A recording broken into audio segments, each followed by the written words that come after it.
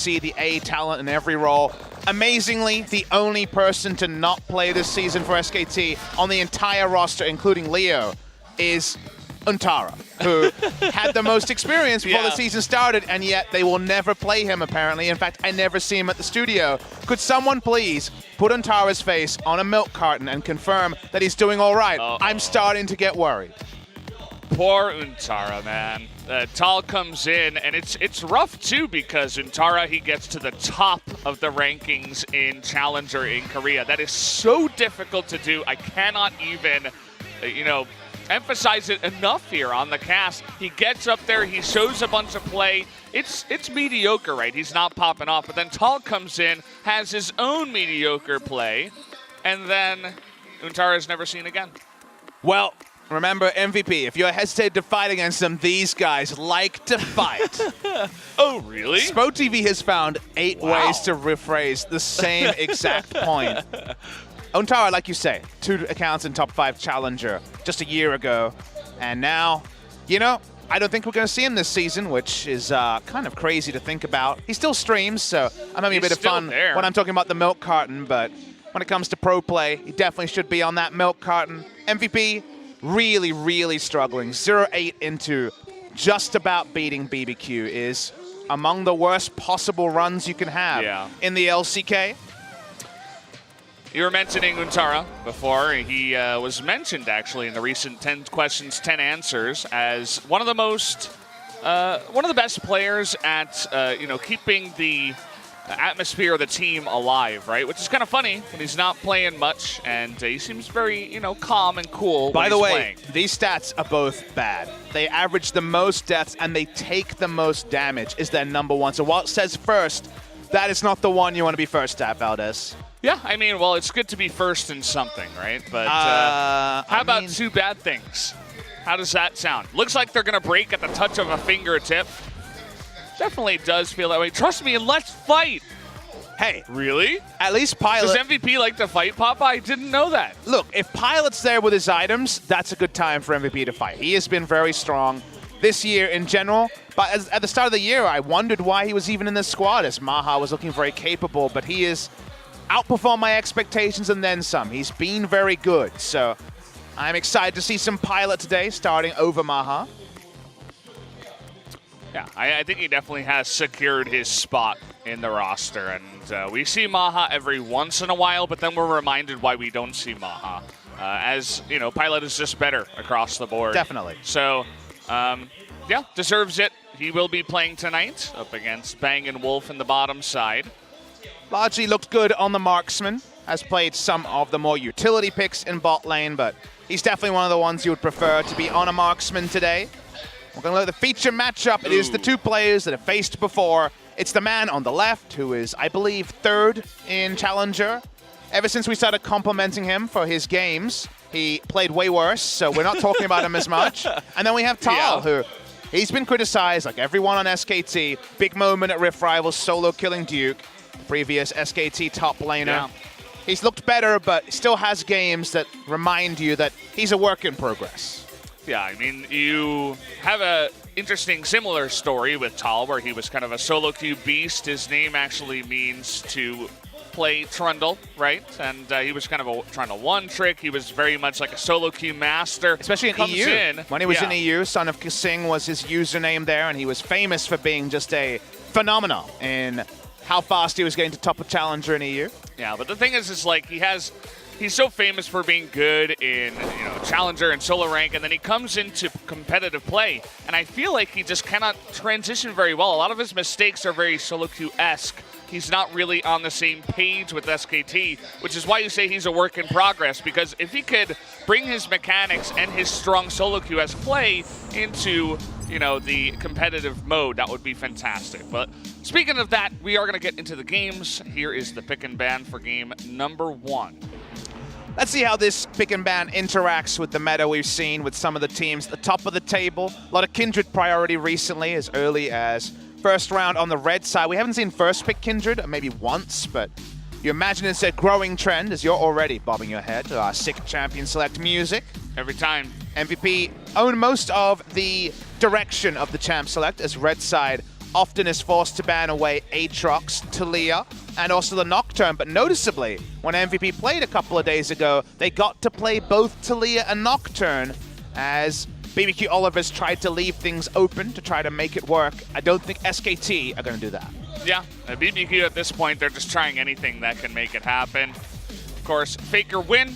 Some Chinese fans that came down today showing some Korean skill as well on their fan signs.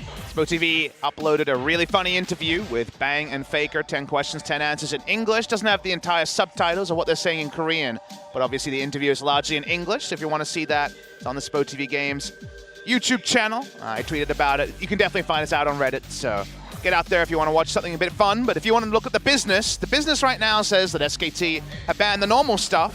First pick when it's MVP could be the Sejuani for Yondu, unless he wants to go a different direction. Speaking of different directions, this would be the herald of some dodgy stuff, some funnels, some new things. They're going to hover it, but lock in the much more reliable flex pick Swain. Yeah. Swain moving up in a big way in the tier list, but the other pick that you mentioned is the Kindred that is so high on the tier list right now. It's almost always pick in the first 2 picks that Red Side gets, and they're going to snatch that up here for Blank, so he gets to get a little bit more aggressive and jungle control on the Kindred pick. Did play the Kindred for the first time in pro play for the year in the last series that SK Telecom played. Was against Hanwha Life Esports. So he's getting there. He's playing a bit of it. We'll see how he looks on it today. They did win that game, playing around the Galio. And you wonder if Galio will just be locked in for Faker for the millionth time in recent history. On the MVP side, though, that's a first-round Soraka. So they're thinking the Morgana is going to be in the bot lane. Let's see what they want to pair it up with.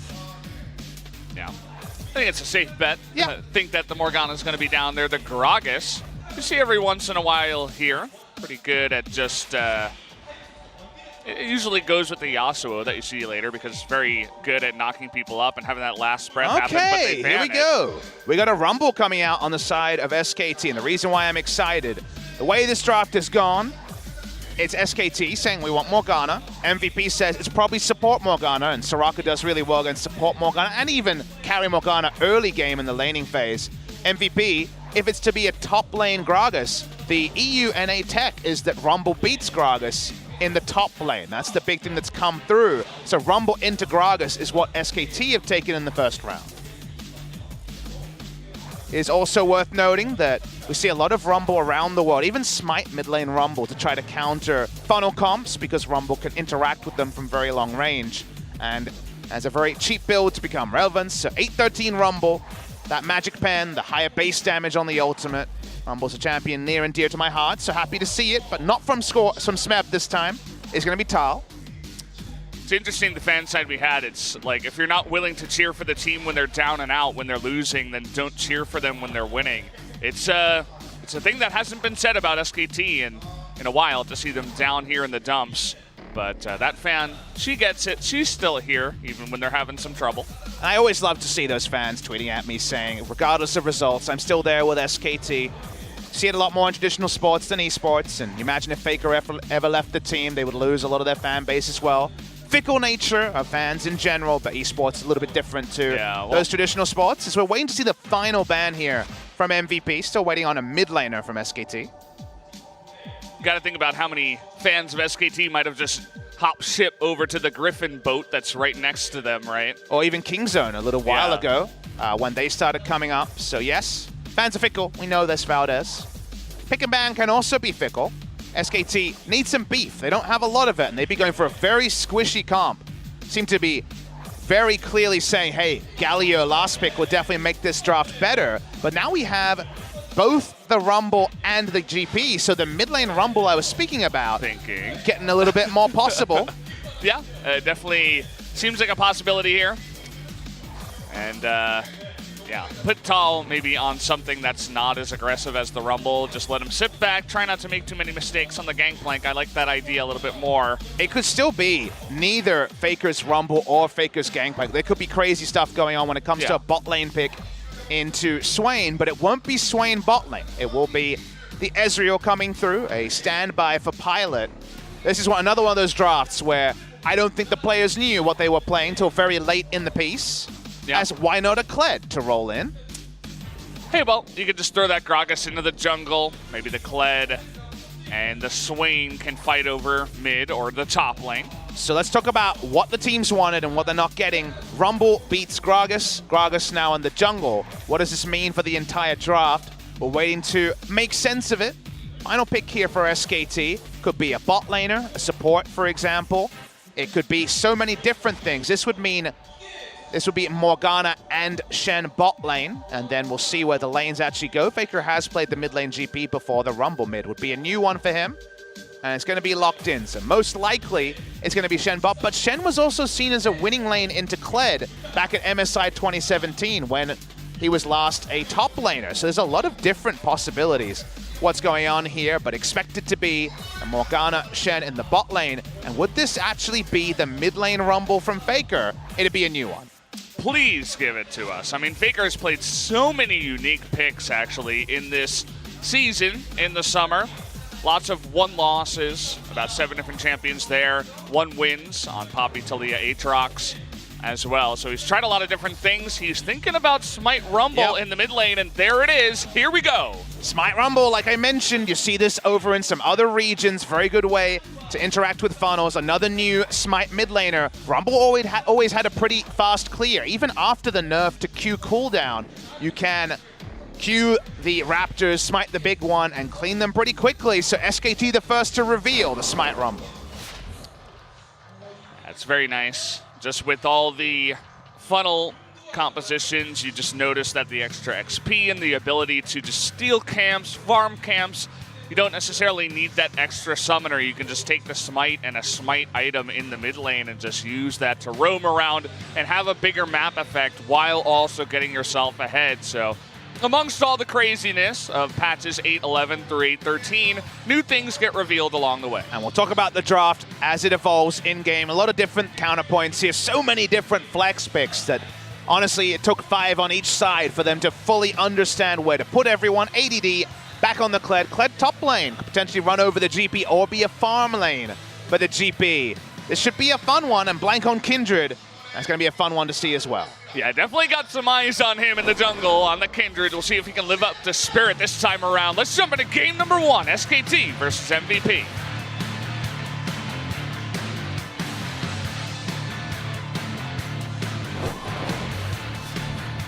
소환사의 협곡에 오신 것을 환영합니다.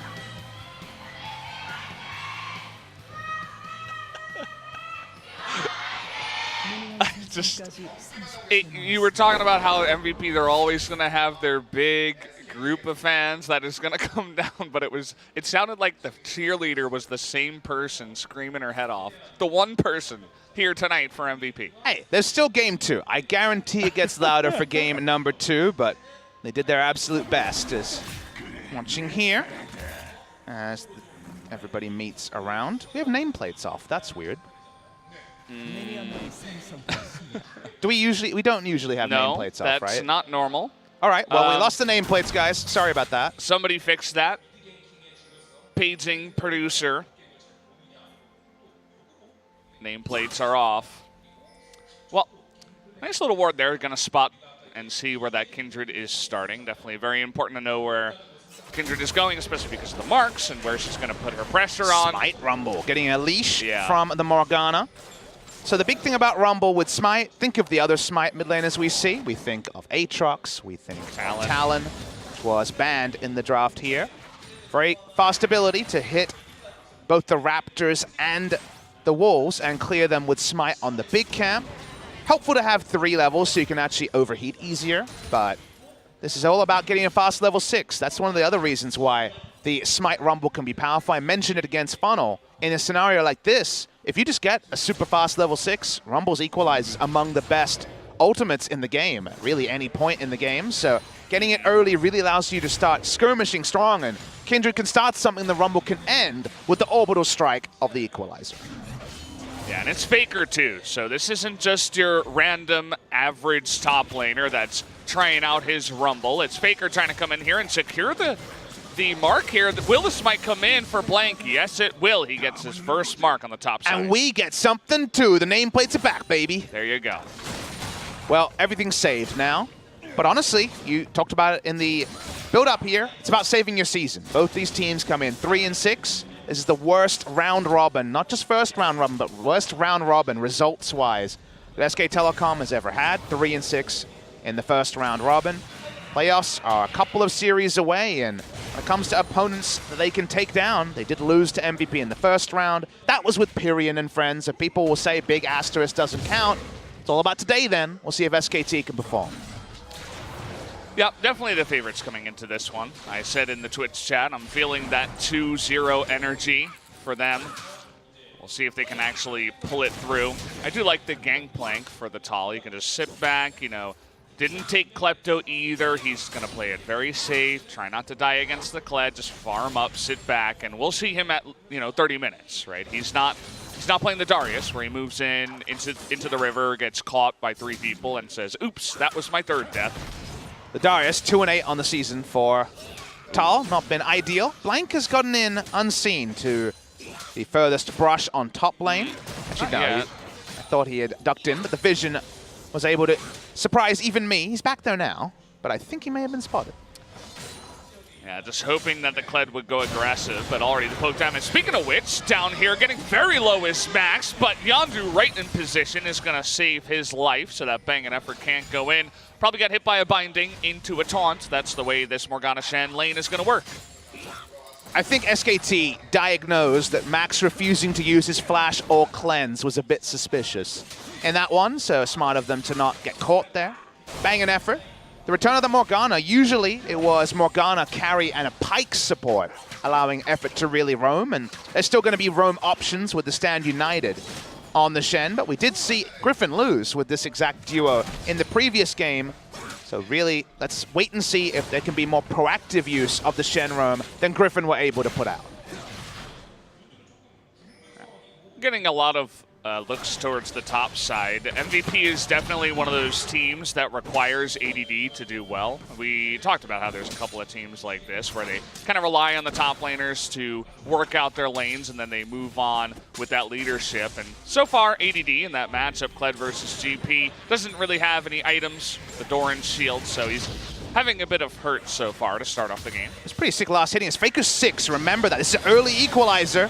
Level 3 Max on the Soraka up against level 6 Faker. He does hold on to his equalizer. Just one of the summoners. That means Flash and Cleanse out of Max now. Amusingly, at this point in the game, the strongest person in terms of the amount of agency they have is Blank. Blank is super powered this game because he out-skirmishes a Gragas, and he has both an equalizer from the mid lane and Gangplank ultimate shortly to back him up. Kindred's all about getting the marks and getting some backup. The backup is long range and reliable, so we can see Blank potentially have the sort of aggressive games in solo queue that have been few and far between in the 2018 season. Yeah, currently, well, I'm going to hold that thought as they're going for a dive. Level 6 Kled hits it before Tal, taking a lot of damage though. They get the flash out of Tal here, going to hop off a Skarl. And Tal says, "Get the hell away from my turret." And meanwhile, Blank sees this and he's like, "Okay, thanks for the free Infernal Drink." Tried to make the play, but all they could get from Tal was flash. Didn't have his ultimate. That's why the timing was a bit narrow on the top side. Bot side. There it is. That GP ultimate comes in. First blood gonna go over to Bang on the Morgana. As easy as you like, they pick up the kill. Really nicely done. The calculations there, very impressive. The Talia Shen duo was good for SKT earlier in the season. Now the Morgana Shen is looking good as well. Faker doesn't need to roam down. He can just poke in and get the Raptors. This new age draft being well piloted by SK Telecom T1. You know, I look at this, and it just feels like SKT are feeling good today, right? Look at this. Yondu trying to come on in here. He's going to get taunted up, but he does have the smite, as Blank did not. Nice try, trying to, put on the pressure here with that. Effort in a little bit of trouble.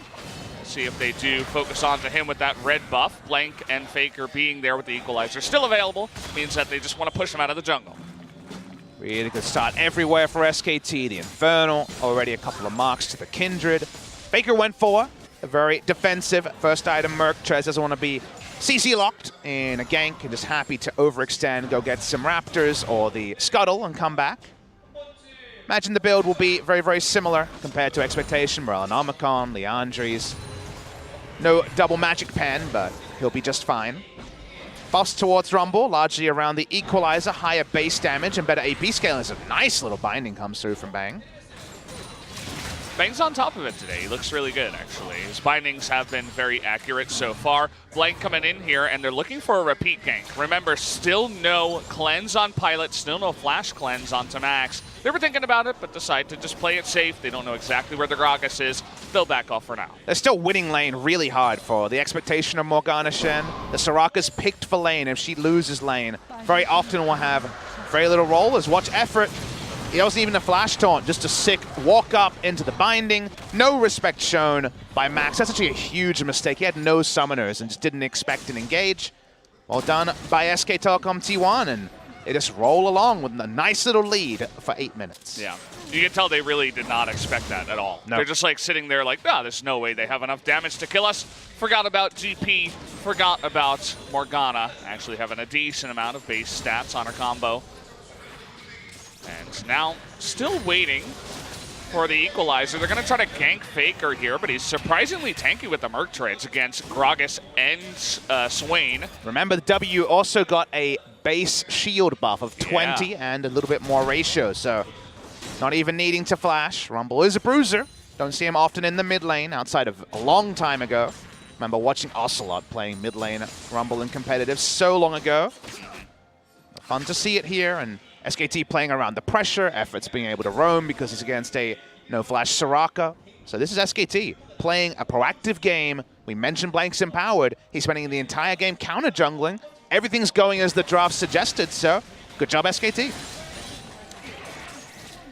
I really like these Merc Treads from Faker. You know, we always talk about his mechanics and little things he does to get ahead in the lane in terms of just micro moves and stuff like that, but sometimes it's a simple Merc Treads for your Smite Rumble mid, and you could just do stuff like this. The Swain, relatively weak in the lane early on, and against Rumble with Merc Treads, he's just sitting there like, well, I can't do anything. The best part about that trade is that Ian never used his never move because he knew Faker could flash kill him, so he just holds onto the cooldown and takes 400 damage for free. There's not many good decisions there for the Swain, but I love the little gamesmanship in that because you think, oh, the cooldown's up, but all about just trying to keep his life up. As look at the build here, actually, from Ian. He has gone Lost Chapter and Blasting Wand. Okay. I imagine Archangels? I guess you could go Ludens to try to have a bit more lane, but that seems strange. GLP could be considered. A lot of things to consider as top lane Resolve Tree Gangplank wins difficult lanes that might surprise you. Saw this happen back at Rift Rivals as Keen was able to win the Darius matchup, and after turning around that gank, Tal is having a whale of a time in the 1v1. Yeah, I mean, you look at the Kled, he starts Doran's Shield up against the Corrupting Pot Gangplank, who has, you know, unlimited shots to the face onto ADD, hops him off a Skarl so that he can't effectively harass against Tal as well, and even though you might not expect it, you talked about the runes, and Gangplank's going to be having a lot of fun up there. Finally, some extra items coming in here for Faker, too. Speaking of which, though, Red Smites are committed to here. Blank wants to go in onto Yondu, who's unexpectedly tanky. Did have the Aftershock, actually. And uh-oh, Blank getting really close here. Isn't even going to Lamb's Respite, accepts his death, and says, here you go, take a kill. But Faker got Raptors, so it was worth, right? Oh, God. I didn't even, there's no words, man. Ian coming in here, trying to bait him into a fight. Faker says no. Sees Yondu coming on in. Yeah, that was some beta testing to be done around the Rumble and Kindred, you'd have to say. There's not really much analysis to do about Kindred dying solo as your mid laner takes Raptors. It's a very simple thing, too. Even excluding Faker, you're not stunned. Use Lamb's Respite, or you're going to die. Right? It's like, I guess he just didn't expect the Gragas to do that damage, but slams it down, gets the kill. Blank hopping over the wall, looking to redeem himself for an extra kill. Is not going to get it. Right, well, we'll leave that one to one side and not ruminate more on Blank donating a kill to the enemy team. Still a wants to lot of make it map interesting, control, you know? still a lot of invading. Remember the damage buff on equalizers from level 11 onwards, and now level 11's been popped. SKT want to fight for Drakes and for Heralds. Always been the standard color point of, well, if you got Rumble, you should be able to take away the neutrals. So far, it's an Infernal that was soloed down. Faker does have a lot to work with, and the Kindred is going to be on Vision, but has this Rift Herald in the bag. Kindred, very famously, very easily able to take this Rift Herald, and if you're not looking for just a 30-second window of time, well, we're going to get a replay of this. Sorry, Blank fans out there. We're going to have to take another look at this. Doesn't have the vision, gets hit by the cask, but here is where you use the Lamster Spite.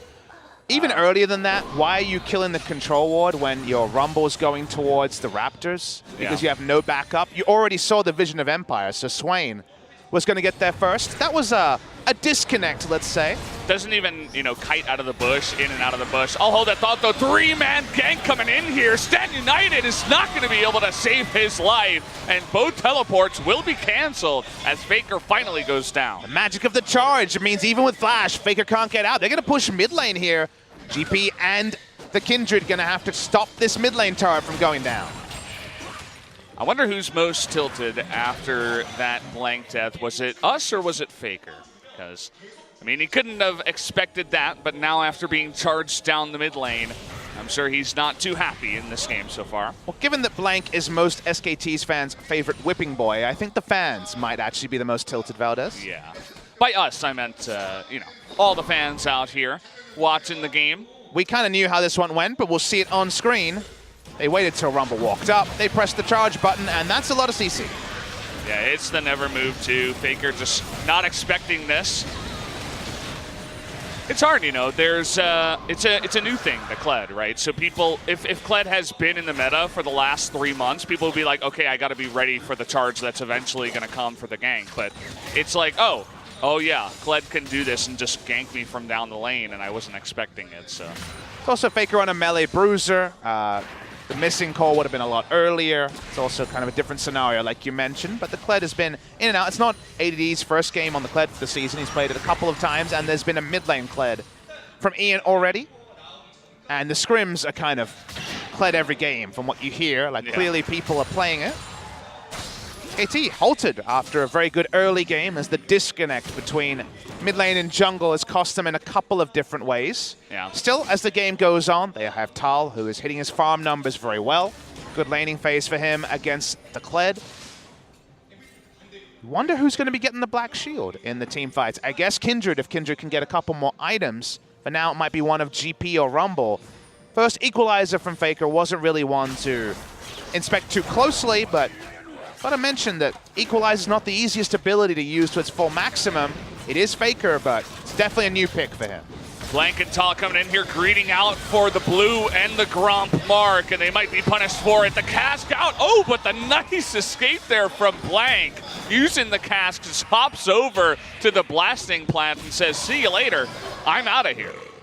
Tal also going to be able to get away. Important they don't die in this scenario. ADD is still around. He doesn't have charge yet, but it's coming up soon. Yeah, Blank not able to run away here. Level 9, no more Lamster Spite is going to be shut down by the Kled. Add another kill there as Tal was trapped as well. Faker a little bit slower than Ian to get over to the top side, and that means that's 2 kills and the turret in the mid lane. Map rotation from MVP is the most impressive part. They chase on, they're able to get that mid lane turret. ADD can even pick up the minions under turret, and this turret will not die. This could be a game breaker of 2 kills and 2 turrets.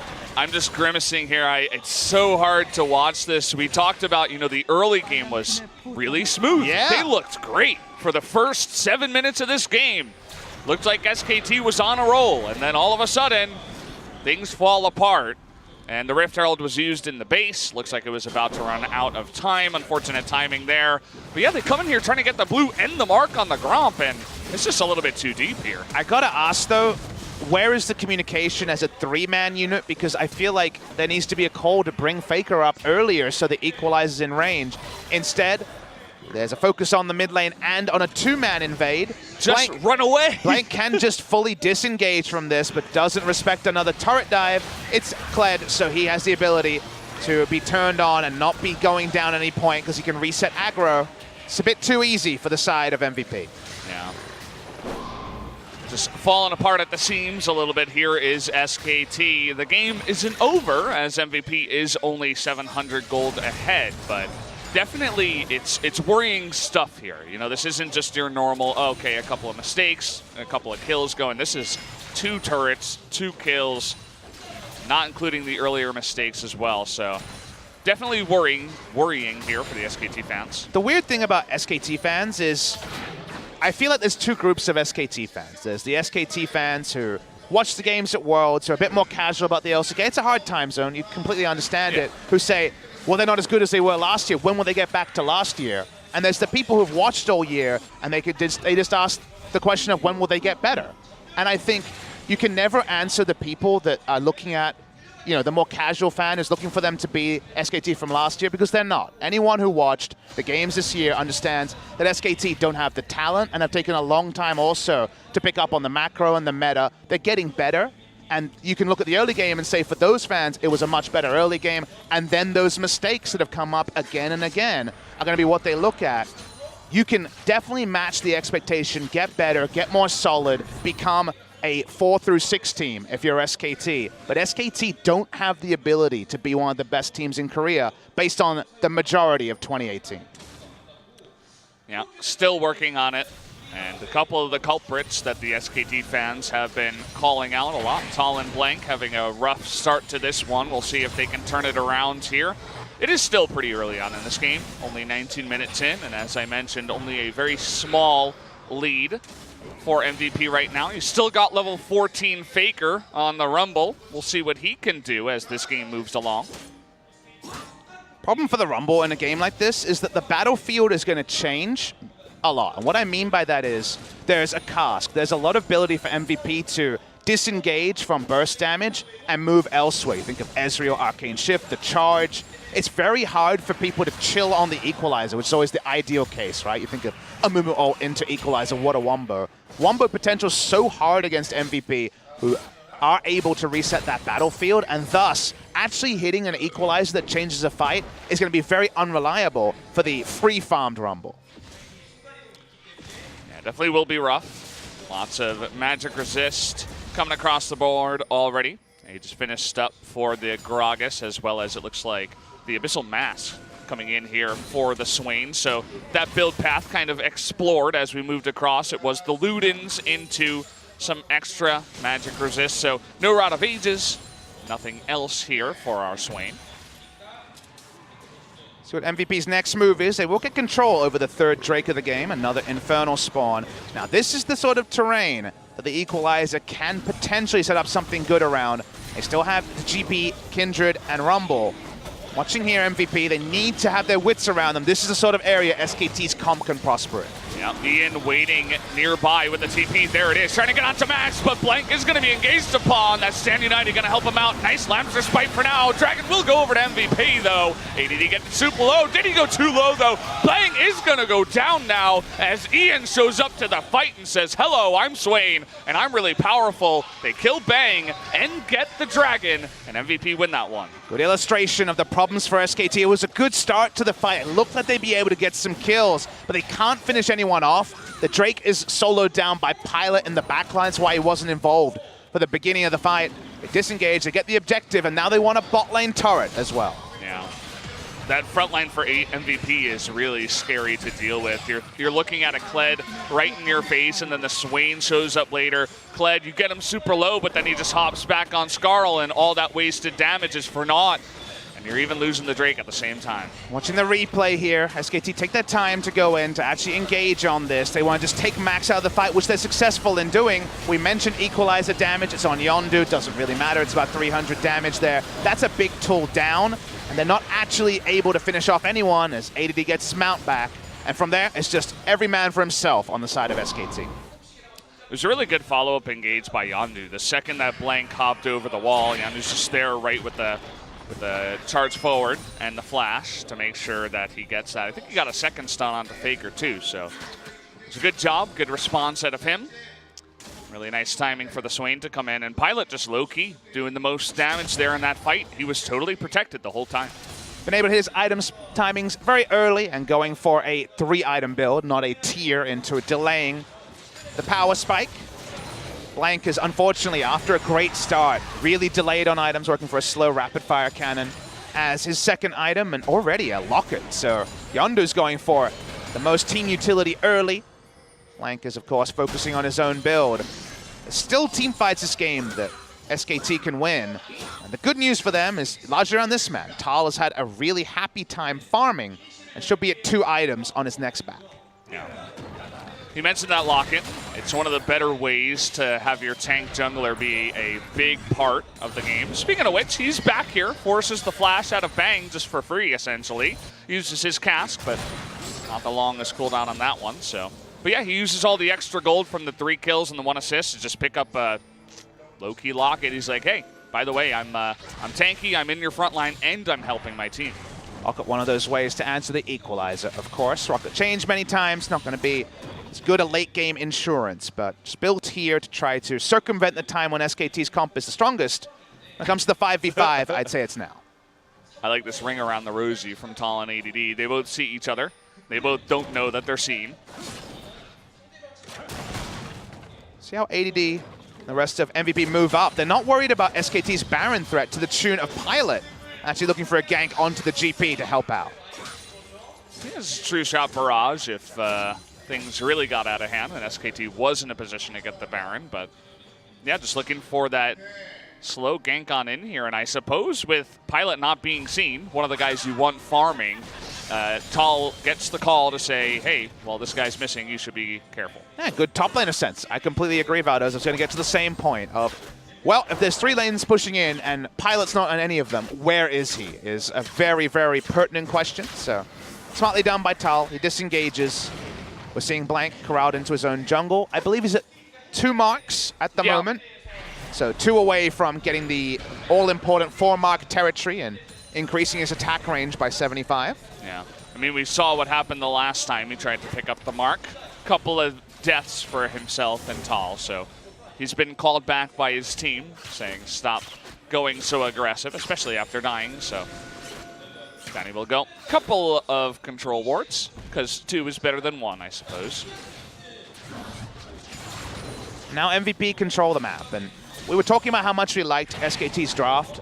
The expectation that I said a couple of times was Blank invades and there's either an equalizer or a Gangplank ultimate to follow on up. So you lose the skirmishing against the Kindred, and then there's also the ult, so you lose your life. There's the theory there, so you get free marks, you take over the enemy jungle. You always have tempo, so the Baron and other objectives are easy to pick up because you're always afraid of the Kindred popping up and killing you.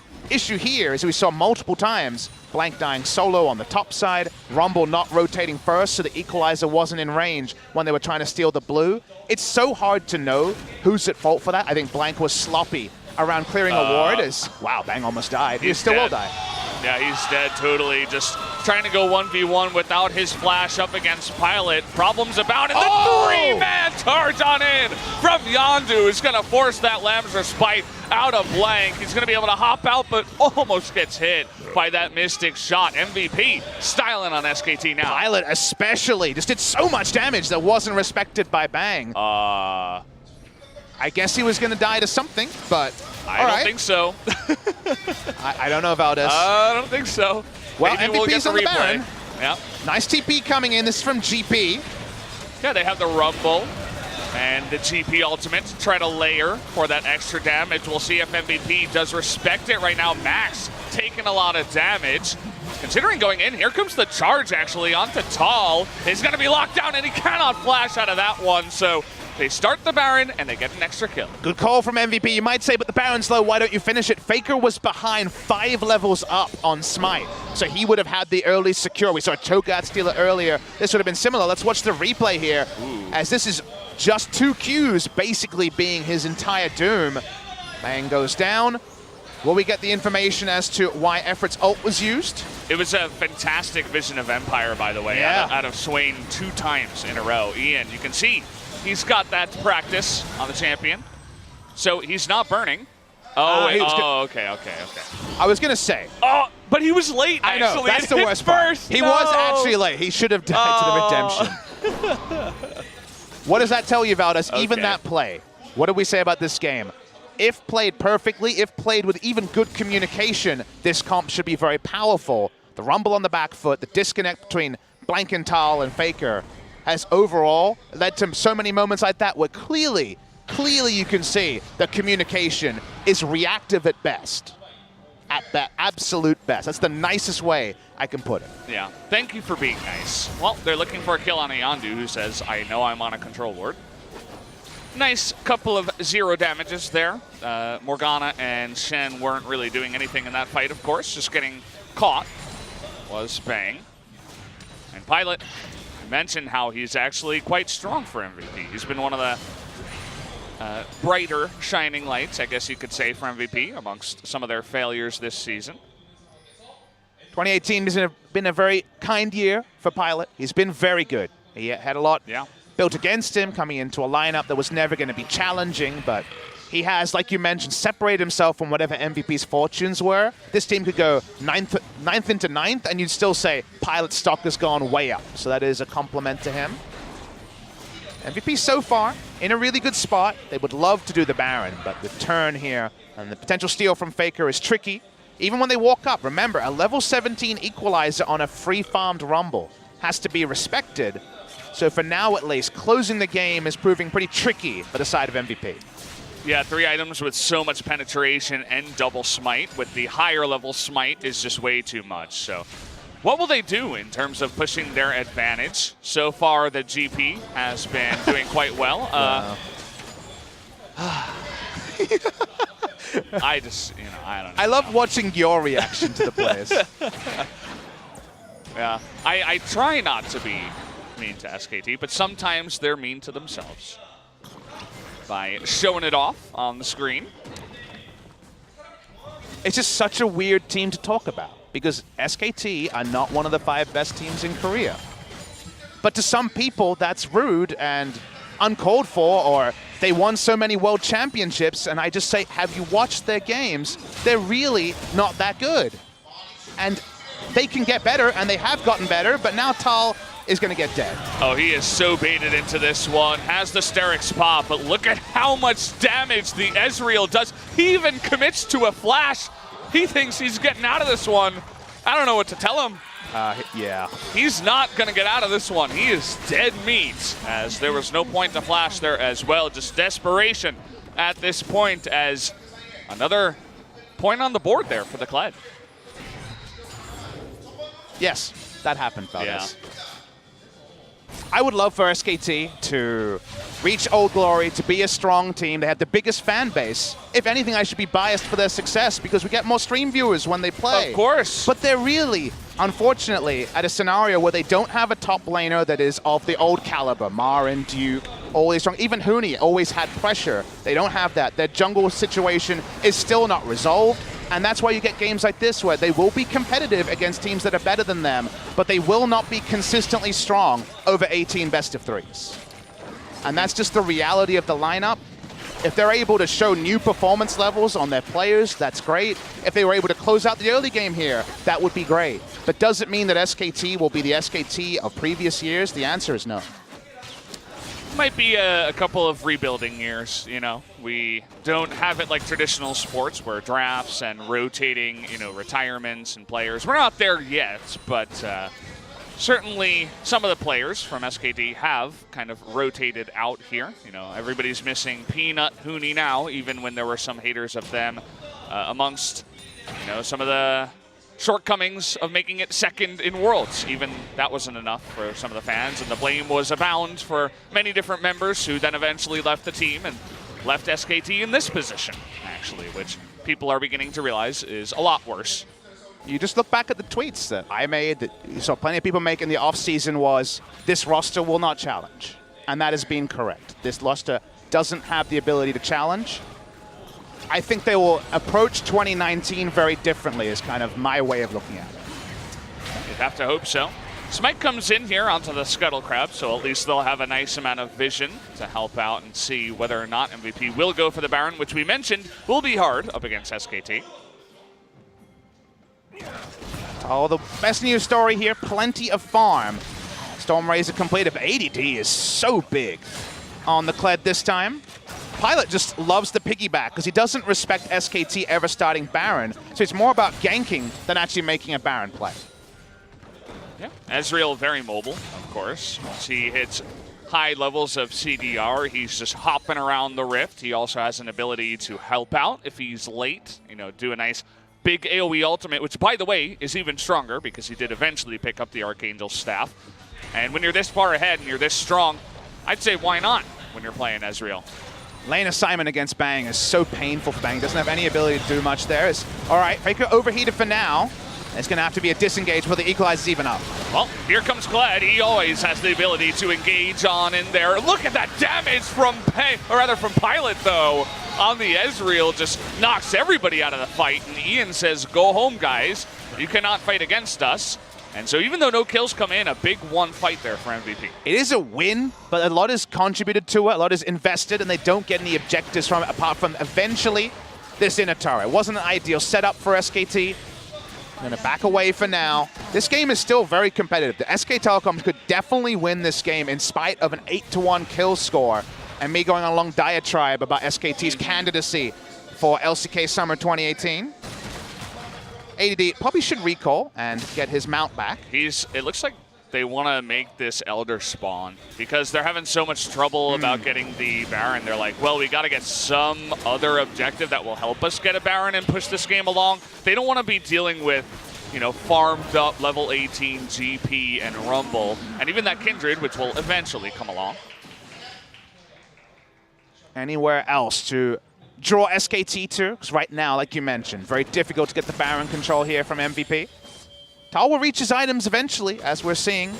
Gets his second upgrade on the Silver Serpents, has the Storm Razor for a while. I imagine Guardian Angel going to be the next item built here on the Gangplank. Let's see if MVP can actually find a way to move the game forward. They've taken basically every easy objective as Ian, taking a lot of free damage. Good trade there from Blank, but just one step too far ahead. He just barely gets off that Lamb's Respite. Look at how tanky the Gragas is, but they finally kill him with the help of Faker. Here's the counter engage, though. Bang in a lot of trouble here. Nowhere for him to go. Now they're going to pull in this Rumble. Faker surprisingly tanky on the front side here. Is forced to flash that. Never moved, though. Here comes ADD trying to follow up, and Pilot, strong as ever, doing that consistent damage, not able to pick up another kill, though. SKT did a good job of splitting up the members of MVP, bursting down Yondu, and Pilot didn't have free auto attacks at any point in the fight. That was one of the best case scenarios for SKT in a 5v5 right now. No objectives for them to take. Elder has not spawned, and the Baron is too tricky.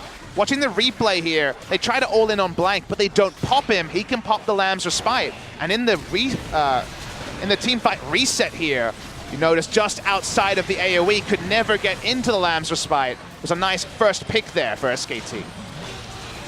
Yeah, Bank, you could tell he was spamming his Archie, just trying not to be killed there in the end. And even hopping forward very confidently there was Blank, trying to push ADD away from his buddy Tal. MVP have not been able to move the game forward. In the last few minutes, they've struggled in scenarios like this before where they've gotten a lead but not been able to close out. Look at the damage numbers. So much damage on SKT's side. It's only effort as anything resembling a tank. The damage, even from Morgana's Tormented Soil, does tick over time. Yeah. I mean, you mentioned it before, this game is not over. If you get a really good engage from SKT, like a Morgana ultimate into the back line, maybe you can burst the Soraka with all your burst damage, GP ultimate, Rumble ultimate. You can get to the back line and perhaps win these fights. Pilot has Cleanse, but not quite a Seraph's yet, so even he is someone who potentially could be burst down. Blank here. Not going to happen. Tal will keep split pushing. So many items onto ADD. You don't often see damage and tankiness on a Kled, but definitely reached that point. Very low on the armor as he tried to build for team fights instead. Doesn't want to die to the equalizer, so he goes for the adaptive helm. 3 control wards around, but Shen has actually been able to sneak one in. That does give them a lot of information. Let's watch this all in.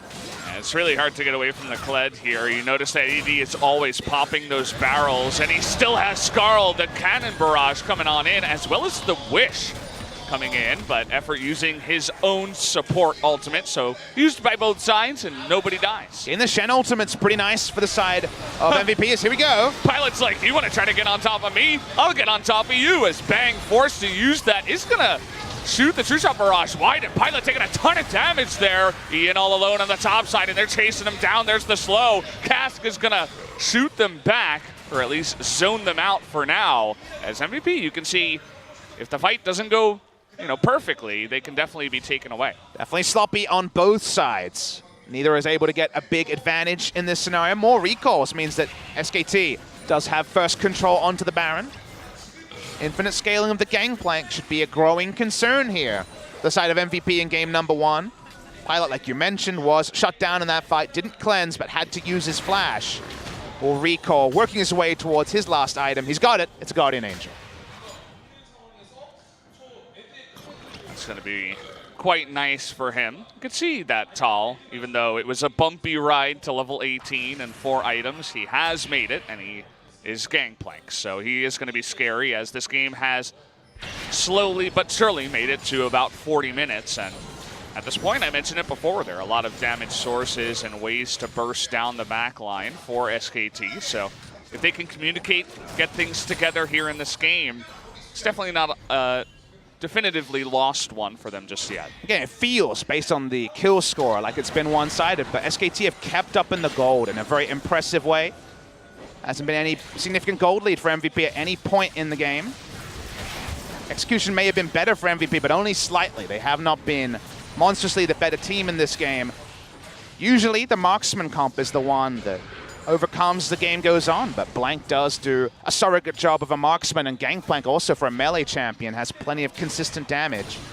So definitely no guarantees about MVP as the game goes on, especially because they haven't found a way to even start up the Baron in the past 15 minutes. Yeah, it's weird. MVP is this team that loves to fight. They love to go for 50-50 Barons, throw caution to the wind, and just do it. Speaking of which, ADD in a little bit of trouble, but he is Kled.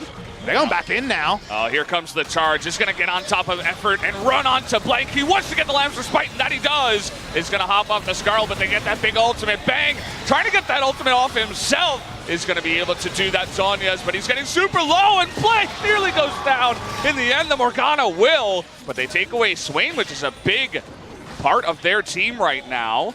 And the rest of everybody will go away. So just 1-for-1 trading Swain for the Morgana. And MVP just can't get any value out of Pilot. He's very defensive in that fight despite having Guardian Angel and his cleanse up. So SKT were able to fight front to back easier than MVP were. Shouldn't be like that. That's how it was. Elder is on the map and not defended. So it seems like MVP just want to take this one for free. I was saying before, SKT, they found a way to stop MVP from being really reckless by taking the smite mid laner for Faker, but now it's a really weird spot. ADD spots this. The True Shot Barrage doesn't hit anyone. Would have done a ton of damage. They if actually it actually disengage hit off the Elder. This is the wrong decision from MVP. Man. They don't even have it, and they're going to be too late. That's going to go down. No steal for ADD, and MVP, oh boy. This game is getting Fiesta-y here as MVP decide, hey, let's give him the Baron and not take the Elder. It's a really terrible call by MVP. They had the Elder at 4,000. It never feels good to trade. They'll feel like they're strong enough and shouldn't have to trade. But just give it up for free. They're not going to take it afterwards. They think, oh, we'll go stop them and take the Elder. They both underrate how much damage and how much secure double smite level 18 Rumble has. It's really, really poor. And now SKT could just get both. Yeah, I mean, this is easy. No way for MVP to get together as 5 and try to contest this. Priority on the map was to SKT. The charge is going to come in. It's going to go wide, and the Faker will pick up the Elder with his own smite. Kled awkwardly says, oh, just passing by. I'm going to run away on the backside. Effort still is going to shadow him over here, but SKT, a couple of mistakes from MVP, and all of a sudden, SKT in the lead in this one. Absolutely. SKT now have a huge lead when it comes to what they've picked up. The Elder Burn on already a high damage comp. It means even Tormented Soil's doing outrageous damage, proccing the true damage burn from there. MVP would need a significant outplay to make this work, and they don't have the charge, so seeming very unlikely. See how much SKT can get. Remember, they've not even taken the mid lane outer turret at 42 minutes in. Still struggling to do so, even with both buffs, as they're still respectful. They know especially Pilot is just a monster right now with red buff. They're not going to get in range of another great engage from Yondu, who, by the way, has been having a really fantastic game on the Gragas. So they respect that. They're going to wait for the cannon wave to come on in, and now they'll go for the turret. Check this out. How many more easy objectives can they get? They have double buffs running for 1 minute 20 still. Still a really good spot for them. GP split away. You're talking about that burn damage. Just the one tick of the Tormented Soil did a lot, actually, to the Ezreal and Soraka. Nice big minion wave will slow down Tal, but remember, he has the ability to instantly commit to a fight with his ultimate and provide something. You look at the lineup and you know that Siege is very tricky for SKT. They don't have a lot of range on their side. This definitely does feel like a game that could make it to 60 minutes. Maybe our first one, perhaps, of LCK Summer. How about 94 minutes to dream, Valdez? Hey, I guess anything's possible when SKT's in the game. They were there the last time the 94-minute game happened. No Jin Air this time. Not today. Items starting to roll in. We're getting to 6-item territory on multiple people. Faker's Equalizer does an obscene amount of damage now. Death Cap has been finished for a while. And Pilot been damage capped for a long time as well. Only the Swain, when it comes to the big carries, really has a full item to go. He was 007, by the way, before that last fight where he got 1 kill and 1 death. I was kind of disappointed about that. I felt like maybe I should mention it. He's Flame Horizoned as well, so that's a less good of a moniker compared to the James Bond. Poor Swain. I think this trend will increase, though, in terms of game time. It does feel like 40 minutes going to get closer and closer to the average game time in Korea, with the death timers in the early game and the stopwatch usage getting higher and higher. Trying to steal this mark here. All right, we're going as well. Okay, the charge. And look at that damage already from the Ezreal. He gets on top of Blank and forces that Lambert's bite. Okay, everybody into the pit. Can they do it? Max goes down first. So they get the healing away. And SKT trying to do that damage, but Ian is still alive in the back line, and Pilot is there with him. They do not have enough damage to pull through. Tal's going to go down alongside Blank and Bang, and SKT will win. They're in a ward. They're trying to get out. Let's see what MVP want to do. Their decision-making hasn't been great. Yeah, MVP will win is what I mean. They're on the chase now, looking for it. Nice slow there from Faker, but... Why is Pilot chasing? Is a question I don't know the answer to. He should be with the minion wave, but they're getting the bloodlust here. Well, that's MVP, right? They don't really care about the objectives. They just want to get kills. They just want to fight. Yondu actually having trouble. Look at that gigantic shield from Faker. Only lasts about 2 seconds. But Faker has a lot of turnaround damage, but you have to imagine Pilot will close this out eventually. Hey, he actually misses a couple of skill shots, but the Gragas is there. Had it been a one-on-one, maybe would have been a little bit more interesting. But in the end, I mean, they get the 1 kill. They might have been able to push a little bit more with the Pilot. Chasing for kills can sometimes be the right move. We've actually SKT earlier this season delaying a death timer, got them a Baron, and also got them a outer turret and bot and an inhibitor. But in this game where nothing's on the Rift, it wasn't going to be big. Let's talk about the team fight first, though.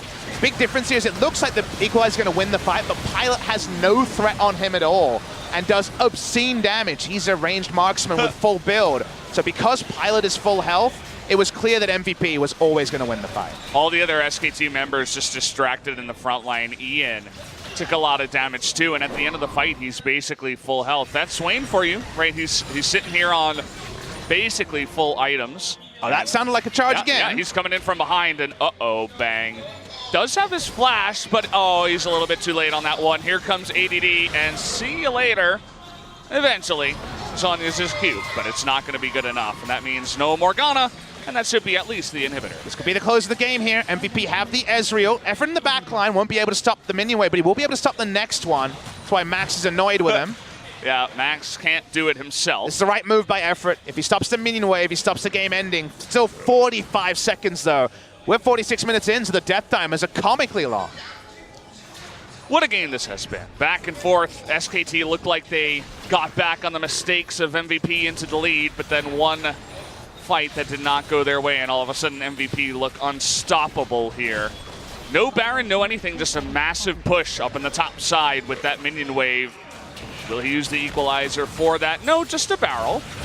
And the ZP ultimate. Faker not going to use his cooldowns. That means that they will lose the turret in the end. They haven't taken the inhibitor yet, though. Still 10 seconds on Bang. This will be their first inhibitor. Actually, no, mid lane one went down. So 2 inhibitors to MVP. Successful push this time.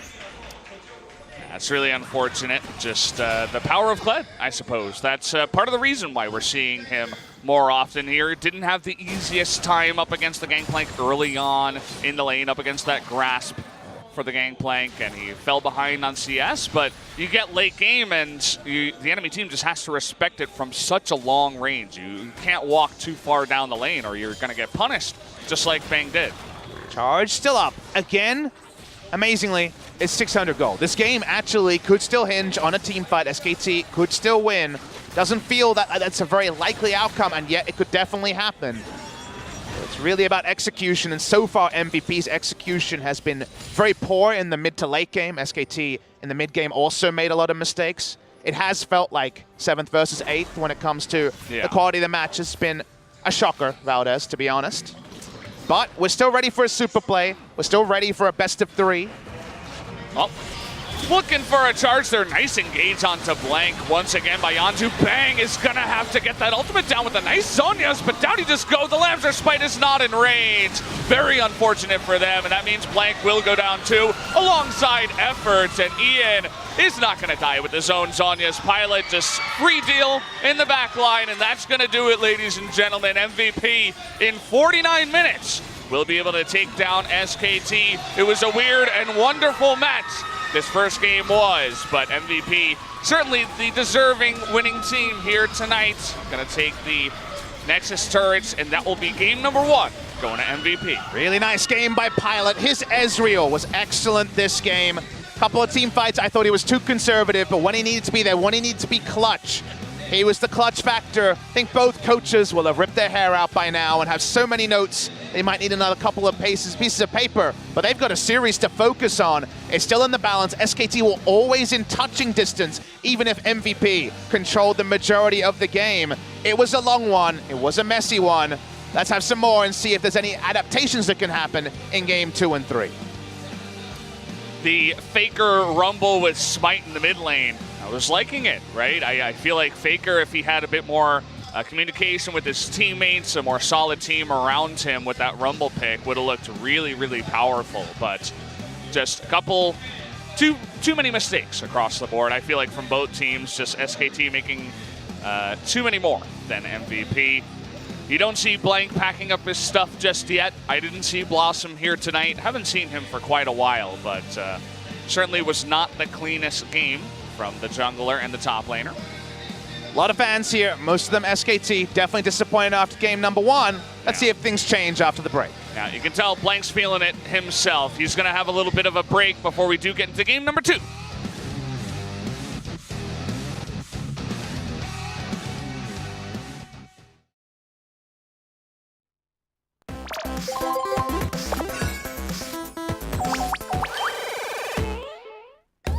안녕하세요. 학교 다닐 때 7번이었는데 문호찬. 왜 7번인 거지? 여기 7번. 7번. 버릇은 어떻게 했는데 너가 7번이? 하나 따라와서. 어릴 때는 키순이었잖아. 형 너무 옛날이에요. 그래? 미안하다. 너 국민학교 때고. 저희랑 좀 세대 차이 나요. 저희라고 하지 마. 나도 그래. 야, 우리는 키순이었는데 아쉽네. 나도 키순이었습니다. 너 뭐 했길래 턱 빨갛냐? 근데 뭐 벌써 했냐? 저요? 몰라요. 저 심하셨나봐요. 크리스마스 아니야. 아이고. 누구보다 빨갛게 남들가는. 어우 버논이에요. 저 생긴 거 그래 우찬이가. 거기 보라 그래. 긴급 정보는 하나 얻었어. 하루가 핫도그 사 먹으러 갔어. 진짜? 뭐 말이 되나 이게? 말 안 되지. 야 말해봐. 조금해. 너 말해보라고. 말하고 있다고. 너 조그마다고. 형이 더 조그마다고. 네가 더 조그마거든. 형이 더 조그마거든. 말해봐. 야. 너 돌리고 있다고. 똑같다. 왜 똑같은데 돌리고 있는데. 나도 돌리고 있다고. 똑같냐고.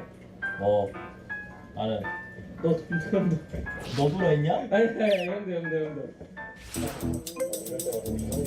할만한데? 서포터가 없어서 그래. 서포터가 있으면 형 저 수박 먹고 골로 간다고. 그지? 그러겠지? 서포트하고 같이 이제 때리면 근데 우리는 서포트 있잖아. 형네 서포트는 하자볼 거야. 우리 서포터 허접이냐? 영하나 볼렛 조조 아우 소리 형 상품이다 노답임 네 바로 보내면 됩니다 말씀해 주시면 됩니다 끼고 있고 어씨 기분 반납돼요 안 닿아요 저 닿는데요 저? 봐봐요 그 반대쪽으로 하면 안 되는데. 양쪽 다 돼? 여기는? 나 연속기어 다 다 반대쪽 반대쪽. 집이네 여기가 집었어요 집이네 형은요? 택도 너랑 비슷해. 안돼 왜 안돼 가서는 어디 가셨나요? 아 지금 화장실에서 똥 싸고 있어? 이러면은 다른 세 되게 여러분들 시간 되게 촉박해지는데 밀리면 명 때문에 갑자기 떠올랐다. 혁기도 보내줘야 되는 거 아니야? 혁기는 저 처음 챌린저 찍을 수 있었을 때 한 판 남았는데 혁기가 애쉬로 트롤에서 탑 1차 도망갔어요. 같이 바텀 지었는데 저 남이 하고 있었는데 아 이거 답 없음 이러면서 목이 신고 애쉬로 그냥 탑 1차 따고 들어갔어. 시장이 시작했다. 남이에서 끝났어요. 어? 뭐가 아닌데 탑을 왜 도망가는데 목이 신고. 남이니까 바텀에 그냥 화나가지고 잠 못 자고 새벽까지 새워서 10연패 했잖아 진짜로. 바텀에 러시랑이 있는데 아니요. 껌 어딨어 껌? 형이요? 껌 어딨어? 여기 있어요. 거기 써야 돼요 지금. 아 그래? 빨리 빨리 껌 맞춰야 됩니다. 나껌 하나. 몇 개씩 찍어? 나 지금. 왜 물어본 건데?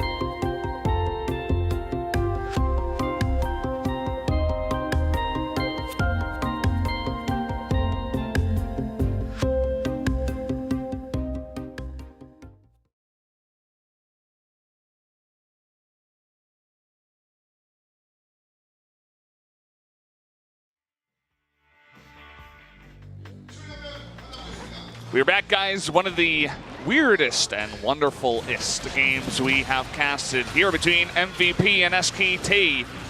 Was hard to put it lightly, but both teams, a lot of mistakes across the board, pretty sloppy overall. In the end, MVP come out on top of the bit of a fiesta we had at about 50 minutes into the game. This game definitely didn't pass the eye test. It was a really low-quality game. Even though it felt like MVP would win, they made some terrible decisions. They're not finishing the Elder and walking to Baron to watch SKT take the Baron and then walking back to base may have been the single worst play of the entire season. And they were still able to win because Pilot was so big on the Ezreal and Bang as a utility carry on the Morgana. That utility was never really put to relevant use. We never saw a big shield on Faker deciding a fight, or the GP being able to kill the fights. This was a really good turn from MVP, one of the best moments they had of the game, where they understood Faker's there with a level 17 smite, don't fight it. Yeah. That's the thing about MVP. Sometimes they just do really nice things, right? They force this fight, they get Ian in, Pilot's perfect position on the right side. Not the best fight from SKT. But then there are some times where it's like, what the hell are you guys doing? What happened? They're just all over the place. It's 7th versus 8th, and it felt like 7th versus 8th in this game. So MVP will take up a 1-0 lead. There could still be SKT turning it around in game number 2. This was Bang flashing too late. Again, one of those Kled is new kind of situations that go on the Rift. But from here, a lot of moments that were definitely a bit interesting. Pilot free hitting in a lot of the replays lets you know, though, who the eventual winner was going to be. Yeah, Pilot played pretty well. I would say that Yondu's Gragas, we were actually talking a little bit about this in the break, was really clean. Really impressive from him. I think that's something that he can put in his back pocket. Overall, I think that Yondu, individually, mechanically, he's been very clean this summer. I think he's slowly getting better and better after shaving his head and experiencing the stress of going down into relegations, having a rough spring. He's been looking really good, and having that Gragas performance just adds another champion to the list of things he can play well. I think Yondu was always a pretty good jungler. His problem was his team didn't have a carry until Pilot came on the scene and started hitting the form he did in the second half of spring season.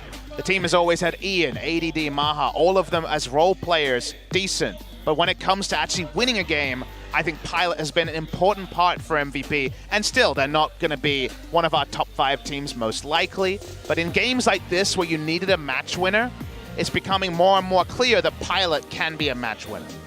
Yeah, he's really good on the Ezreal. We'll see how the draft does switch up after this game. You know, we mentioned Gragas for Yondu. Also, the Ezreal looked really impressive for Pilot. Let's take a look at the MVP.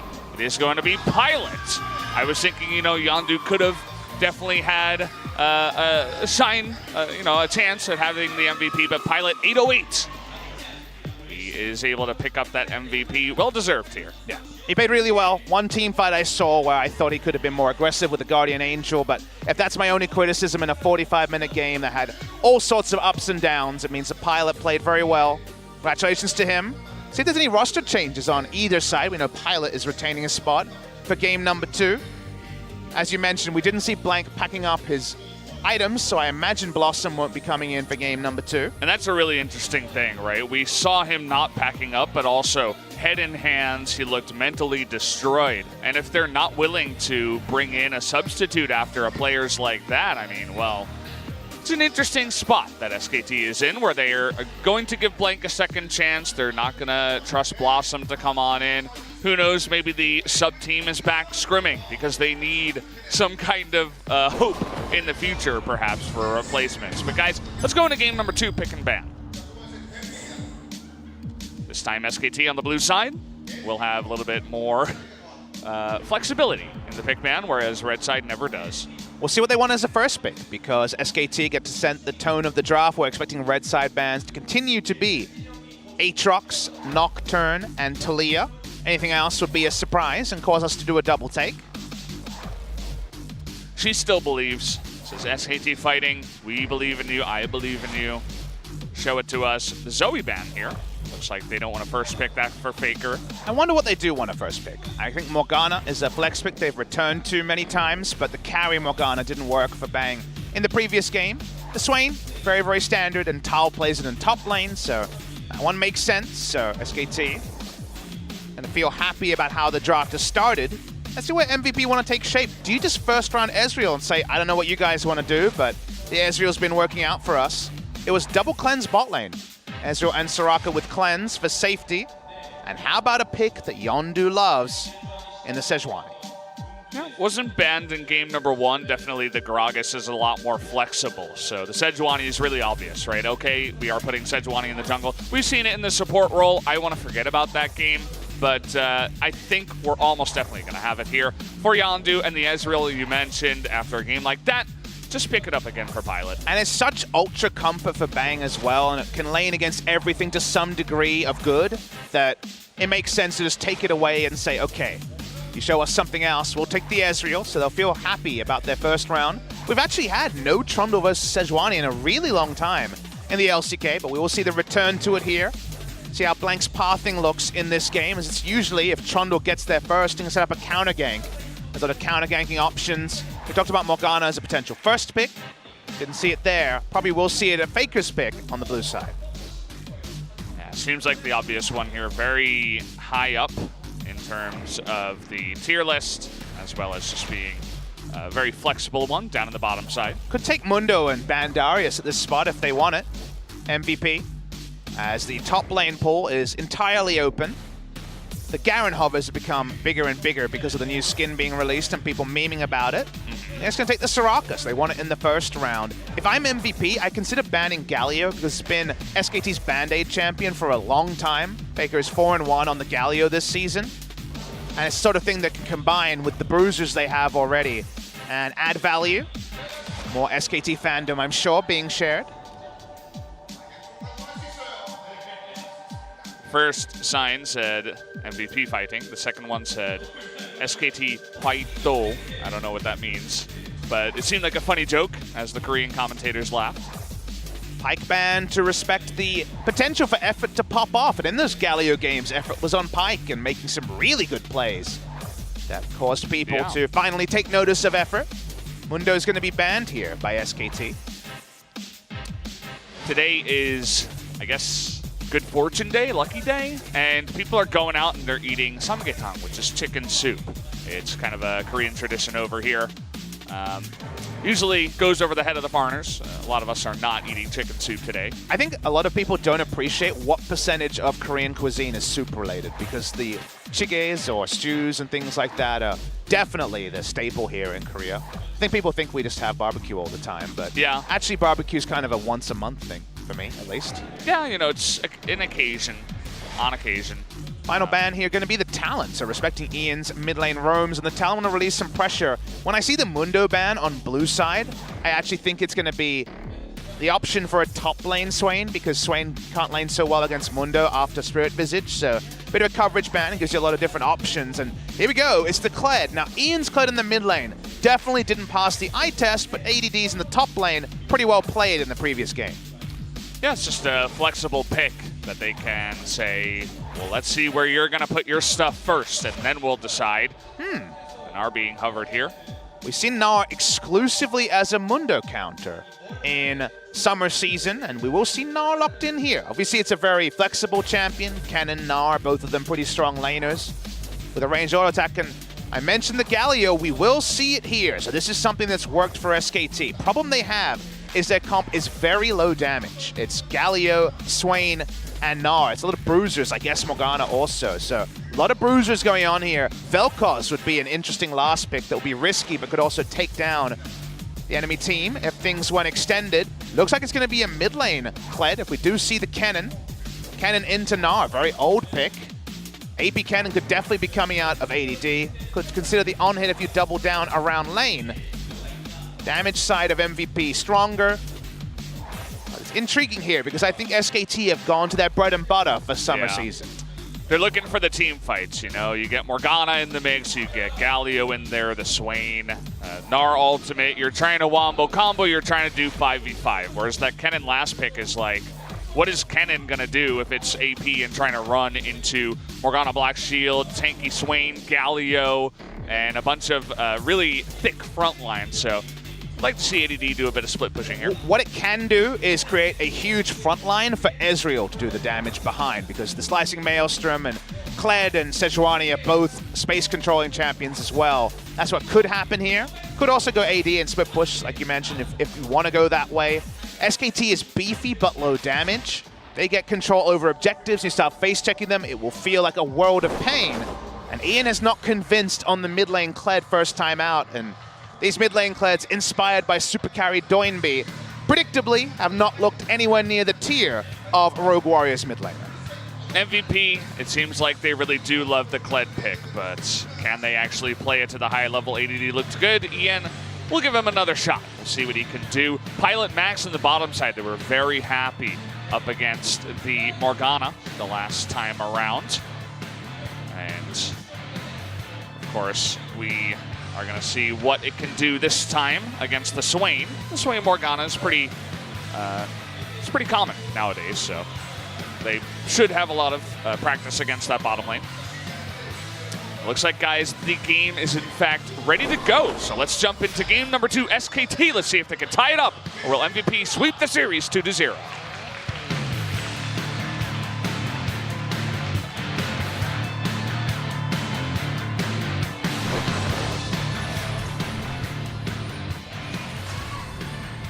소환사의 뜻대로 오신 것을 환영합니다. MVP fans even more passionate after game number 1. They love the crazy style of MVP to just get in the face of their opponents and go ham. It's definitely a bit of what we saw in the last game, for better or for worse. I'm excited to watch the bot lane develop here, because usually we look at Swain Morgana, I think you alluded to in draft, say, oh yeah, pretty solid, we see it a lot. Ezreal Soraka is a counter pick to support Morgana, and also the Ezreal having a lot more trading and even pushing early game, just having a stronger auto attack and the auto attack cancel that the Mystic Shot occupies in lane. So that's one I'm interested to keep track of. Looking at the keystones here, we know now it's an on-hit cannon coming through, as he's gone for press the attack. Unsealed Spellbook, the choice of Smeb and other top lane AP cannons. Gathering Storm though, guess they're thinking about the later parts of the games as Tal dances around in the brush. Sometimes you just gotta shut up and dance. Gotta see what is happening down here on the bottom side though. The sweeper was actually really good to get that away, and some extra items for Pilot, as Effort also started Sweeper alongside the support of Max. It seems like this is more common. But the Sweeper's going to be big as the Trundle is coming in. Very, very standard level 2 Trundle gank. A lot of potency behind this onto Max, because he has Cleanse and Flash here. So very easy to force a flash out of someone at level 1, even Pilot. Pilot walks up and looking for a flash. Yeah, they get the pullback. There is the flash. Not able to land the Never move. He did still have the cleanse, so it would have been just instant, and there was no extra pullback. So nicely done. They get the flash, and here comes Blank going for the invade. They have some pressure also from Morgana to roam, so far good set piece play by SKT. Effort walks up, just level 1 with Binding. Binding on cooldown, so won't provide too much now. Let's see how the Smite War goes. Trying to knock him up before. It is going to go over to Blank. Yondu not going to get in range of that one, so good start for them here. Blank able to create some stuff down on the bottom side. It's pretty low percentage for Sejuani to be able to steal away that blue, and also, because he didn't make the entrance to top side, he's very likely to lose his second scuttle of the game. So it seems like first 2 spawns will go the way of Blank. Talk about the importance of Trundle being able to outpath, counter gank, and make map plays when it's against the Sejuani, and so far so good for Blank. Hits level 3, comes over here, gets the extra golden experience. Could look for a gank in the top side here. Looks like it was pushing into ADD, but actually just going to pass on by and go for that. They're looking for a gank here onto Faker, trying to survive with the taunts. There is the Justice Punch, but the nice long-range stun coming in from Yondu with the red buff. That's going to be first blood. Faker too far down the lane and punished by MVP. Not a lot of mid laners have kill pressure on a Galio, but when the Q hits, so important that hit, and ignite mid lane Kled, just like we saw from Doinby. The kill pressure was there. They'd already easily built up the permafrost because, of course, Kled is a melee auto attacker and will get those autos in. They pick it up, cleanly done by the side of MVP. Look over the replay. It's all about hitting the first Q. He needed to hit that one, able to hit it. Ignite comes in, and look how quickly the permafrost is available. Pretty trivial stuff for MVP. Kill doesn't go on to Ian, and crucially, of course, Faker this early in the game with the short death timers will get into lane very quickly, so there's not going to be a back timing advantage for the side of MVP, but first blood, however you get it, always feels good. Yeah, I mean, it might be a similar situation for Yondu as I was talking about in game 1, where he was 3-0-1 on the Gragas and just got an early locket. Might be the choice for him eventually as we get along. Certainly a lot of AoE magic damage on the side of SKT once again, but wait and see what he does with that extra gold. Something I didn't get to mention earlier when it came to who was going to be forced to flash at level 1 for MVP, you definitely take the Ezreal over the Soraka because she has no other mobility spells, and he, of course, has the Arcane Shift, so actually ended up being a decent trade, but the bindings have been razor sharp from Effort. They draw a cleanse out of Max. Yeah, Bang, not the cleanest Morgana game. Had a couple of decent team fights in game number 1, but they decide to let Effort, the real support, have a hand at it. Faker no flash here, so they're thinking about a return gank. They don't have Ignite this time, but they're going to go for it anyway. Trying to just bust his way out of there. Double taunt is nice, but there is the stun. Actually, nice knock-up, and they force him in range again. Perfect knock-up there with the pillar by Blank, and a really good read by Faker. Having the support of Blank this time around, he gets the kill. So much greed from Yondu. Without the Ignite, they overrate their damage output. He goes under turret, and yes, gets completely screwed over by Faker and also the pillar coming through. Nicely done by SKT. Just too greedy by MVP. That it definitely would. Blank, he's been up here on the top side multiple times. He ran over 2 wards. And he should know by ADD's caution in the lane that he has been spotted. So, well, there you go. That's fantastic for the side of SKT. Faker was already winning in a big way in CS in the mid lane, but having the Trundle come over and help out with the kill is even better. Opening of this is just fine by MVP. Once again, Ian is able to connect the Q. They go in, they do a lot of damage early, but at this point, they just get too greedy. Yondu walks up, takes 2 turret shots, first gets knocked up, then of course the pathing that happens when you put down the pillar. Definitely a mistake from Yondu. Bit of an unforced error, like we've talked about in the past. Just nicely done on the defense of the gank as well by Faker. This time it seems like the communication between Blank and Faker on some more comfortable picks for the two looks a lot better. That is partly because Faker can, of course, initiate everything with the taunt, and just Galio in general has been a pick since Worlds 2017 that SKT have looked ultra comfortable on. I know a lot of people are frustrated when Faker isn't on a hard damage threat or a playmaker, but Galio is still a playmaker, the damage threat not so much. Speaking of going for kills here, trying to hop Ian off his Scarl, but it's not able to happen. But that extra damage that Faker is able to take in the trade, not even necessarily needing that. Hold the phone though, no cleanse here onto Max, and the binding is there again from Effort. Could be more. Meanwhile, Blank is here. Pilot has his flash available, but it doesn't look like it's gonna matter. He saves it this time around, a double kill down in the bottom side for SKT. And Blank's in the right spot again. Really well done by SKT. Max didn't have the forethought there. Oh boy, he does get the smite off actually on the blue, so he is gonna be saved, but does not go down. Faker had first rotation as well, so Blank won't give away a kill, but still, good job, SKT in the early game here. Been a step ahead of MVP outside of Yondu's successful gank. Gonna watch the replay. Max doesn't have cleanse, needs to be able to flash. Let's see when he finally registers on the binding coming in. Clean. It was clean. Had it in vision for a while, didn't flash it. Easy first kill, and Blank being on the front foot nets them the second. I like the tanking there from Effort. Gets the aggro from the turret before the Trundle even shows up into that one, so good job on the dive as well. Effort looking really clean on this Morgana. We see sometimes where his youth and his inexperience comes back to bite him, but sometimes he looks really mechanically skilled on a couple of different picks. The Morgana and the Pike so far have been good looks for him. I think when he's been pushed in, when his lane is losing, we've seen the rookie tendencies a lot more, and that shouldn't be so unexpected. From behind, I think he does get caught in kind of awkward spots where he's face checking to clear a ward and gets taken down. In lane from behind, he can make some mistakes. But from ahead, you know, when he actually has the comfortable ability to lane and not have too much threat towards him, he has been pretty impressive. Just think of those games where he can roam around on the pike. He's been outstanding. They get the arcane shift here from Pilot, but he is going to be very, very careful on the backside. Effort looking for it again. Let's see if he can land it. He's going to force the flash out of Max. You can see just how scared they are now. Even with that cleanse available, he knows the insta pullback from the Swain is going to be right there. They counter jungling as well, so SKT controlling the tempo of this game very well. Haven't even seen a hero's entrance be drawn out at any point.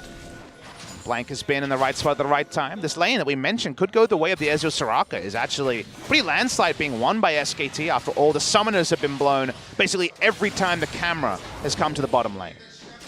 But this time we have two other members of MVP potentially looking to collapse. You saw the Kled was edging on down there. The binding was down from Effort, but they pulled themselves away as they decide, no, it's not worth it just yet. Back to the scene of the crime, the mid lane. Ian's Ignite is back up, so again, kill pressure a bit higher. And the binding this time around, no cleanse. Gonna come out from Max, eats a lot of damage. But here we go, once again. Now they're gonna try for it. We going. The charge is gonna come on in. The flash available only for Bang here. Effort with the Q down into the bottom of the map. Not even on top of them, but the double TP coming on in. Tal is here as well as Breaker trying to knock Ian off of it. Doesn't look like he can get away from this one. Tal going 1v2 in the back line as well. He has the damage, the double kill now for Bang this time around. Yondu, he's caught in the river, making a triple for Bang. And SKT, they finally collapse and win the fight. Excellent collapse by SKT. MVP did not respect the fact that Tal's teleport was up. And ADD's was not, so while ADD might actually get the first turret, in fact he won't. He's going to get harassed out by the teleport, zoning him away. Tal can push in bot lane, and SKT get everything. Gonna watch the replay here. A set-piece play for sure, but a predictable one when they've made a couple of threatenings this way. The Sejuani ultimate just thrown out to zone, but they don't even kill Effort at the start of this. Baker may have been out of Hero's entrance range, but he can flash in and teleport in, and be instantly important. He has the ability to control space. Nice little choice there by Tal. He gets both, but crucially, the Soraka's gonna have a much harder time getting out, and they clean up 3 kills for the Swain. Well, there you go. It gets actually really scary. You know, generally when you guys watch Swain in competitive, he gets 1 kill. He's just kind of biding his time. But when he finishes Rod of Ages at 11 minutes and he's 4-0-1 with a 9-stack Dark Seal, this guy can do a lot of damage before your team is leveled up, before your team has enough magic resist. There's going to be a pretty scary Swain in this game, actually. They're able to just send 2 members into ADD's lane, so the on-hit cannon is not really going to be able to achieve anything. Doesn't have AoE in a scenario like this, so going to be easily outpushed by Swain and a Morgana on the turret. Just trying not to die, just trying to stay in, but the harass, when there's no duo lane to respect, you can see that every time you start fishing as Bang and Effort, leads to quite a lot of harass onto the cannon. You can tell they were thinking about it. Bang and Effort this time around, they're feeling the duo of Swain Morgana instead of Morgana Shen. It's going to lead to a counter rotation here from MVP, but probably after the turret's already down. SKT picks up the turret. Blank is already onto the Rift Herald, and this is definitely like the scrims that SKT have won, no doubt. This is where everything falls into place. They're ahead of the play. Blank has been outpathing Yondu pretty significantly as well. Yondu very targeted on mid lane, and of course, the moment he went down, undoing a lot of his good work. They also have the Galio, Hero's Entrance, to cover any attempts at a pick by MVP, and full control for SK Telecom T1. Yeah, I mean, we were talking a little bit about game 1. If the couple of times that Blink got caught in the side jungle, if Faker had been there, if the communication had been better, SKT would have been ahead in the early game, and they would have looked really good. But they got behind, got a little bit sloppy, and it wasn't a good look for them in game 1. But when they get ahead, the Galio doesn't even need to Hero's entrance into the top lane. He can just show his face, and they're like, okay, we need to give this up. all the objectives fall in the way of SKT, and looks very clean.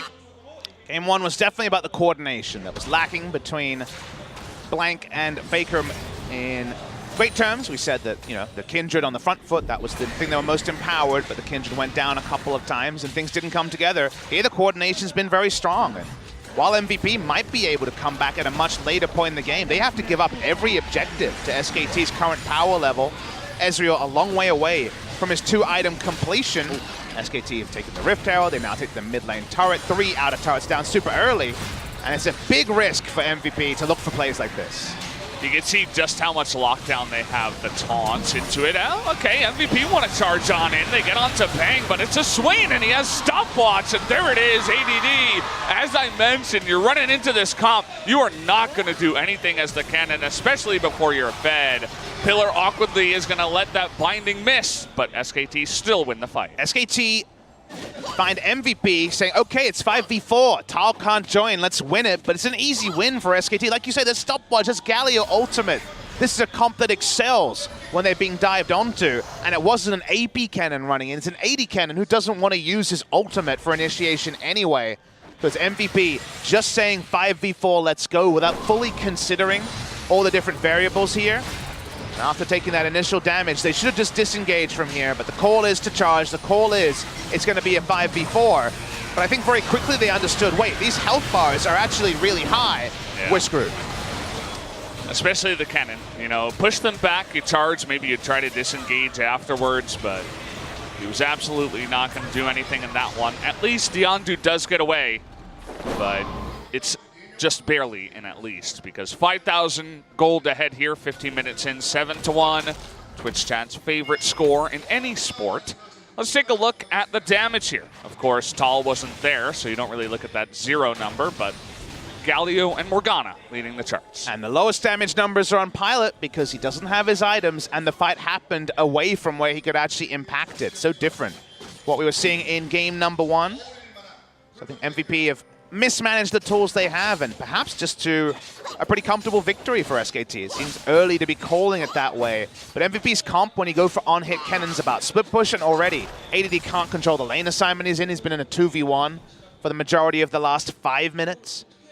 Their comp requires the Ezreal to do basically all of the damage, and for the Ezreal to get there, it's going to take time that right now they don't have, and SKT can continue to push up, put down deep vision, and MVP only picking up farm when SKT decide they can. Yeah, it's total control of the red side jungle right now. No big objectives for SKT to go to, but they could set up a really powerful post-20 situation if they can get all the vision down and maybe even an inner turret. Struggling to get that just yet, but if they could pick that up, especially in the mid lane, would be perfect for taking Baron.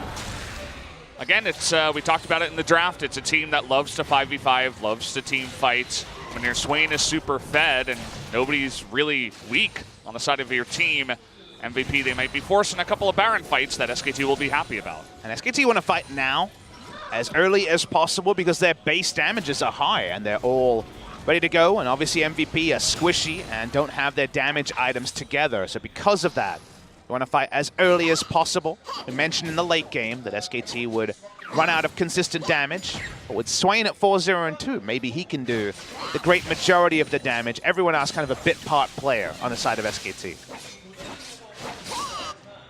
Take a look at that bottom lane. Yondu and the rest of MVP has realized that the cannon is not really going to stand up to him just yet. Still working on that Blade of the Rune King against completed Black Cleaver from the Gnar. Looking for a gank here. Greedy of Tal to walk up. Might want one more minion wave. Yondu being very patient. Hasn't been spotted on the control ward that's down. You can see ADD's trying to bait him into it, trying to feign weakness. But Tal not going to be that greedy. Just picks up another wave and is going to go ahead and go recall.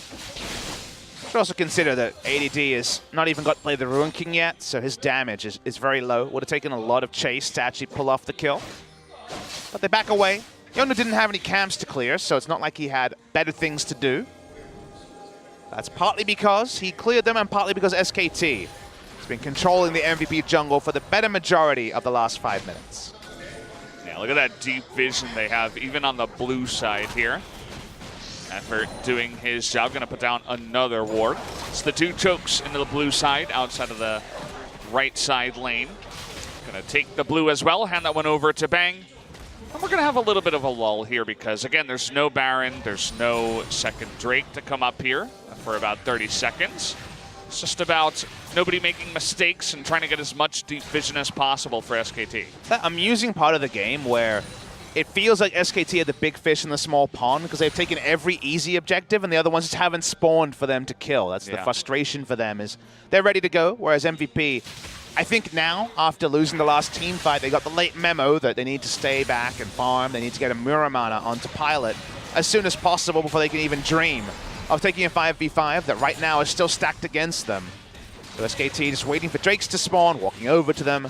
They will melt, and all MVP can do is try to hit item timings to try to win a fight in the future.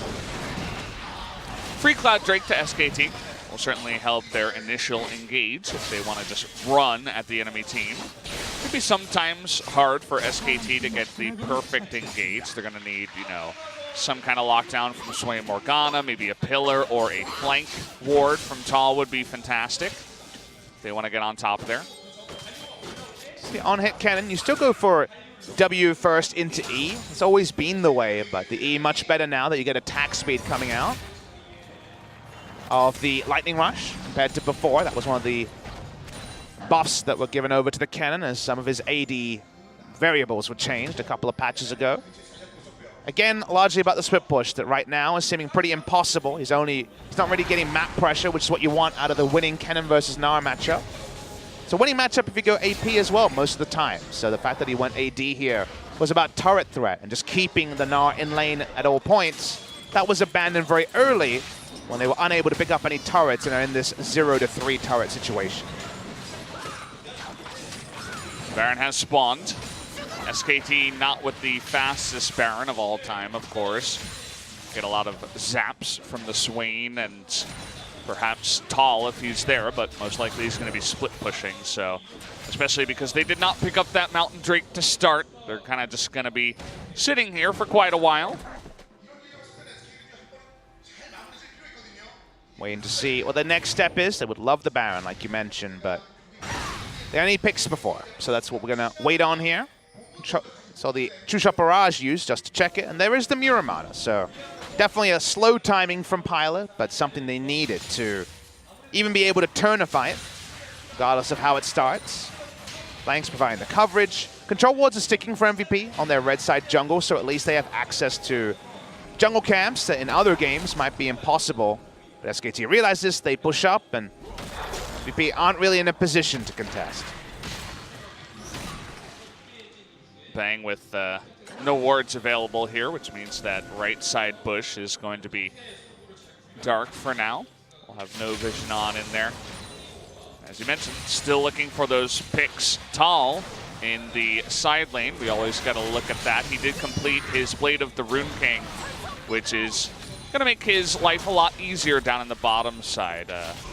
Pretty much just almost a full item ahead of ADD. I mean, for a full damage build, even against Cannon, it's interesting to see. Not something we see normally, but we do see most of these champions who in the past would go tank builds, go pure damage, and try to just pull off the correct teamfight execution. Cuvée was the first top laner we had in Korea that would go damage-clad basically every game.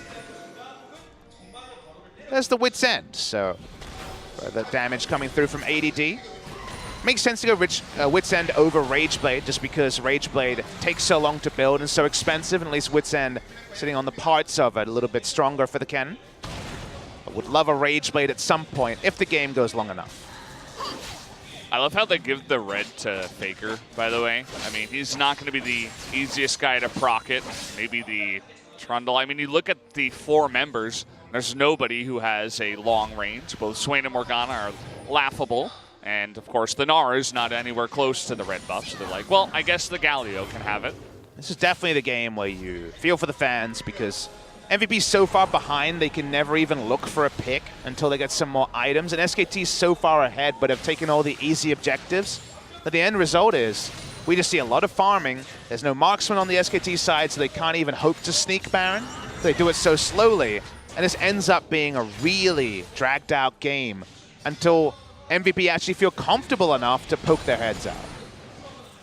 Yeah, SKT, especially after the sloppy game number 1, they are just not in the mood to make mistakes. So it's just all safety from them too. We're like, well, we're not going to group up and try to 5v5 and go for any inner turrets. We don't have to, right? We're not forced to. We're going to have a one-on-one, though. Tala's going to be stunned, and oh, hello, Pilot. Really nice job, even from behind. Pilot coming into the split push lane. Remember, Pilot was doing that in game number 1, trying to play the piggyback. Yeah. Not respecting the enemy's Baron damage. Max already flashed. Effort doesn't want to chase. Blank getting in there.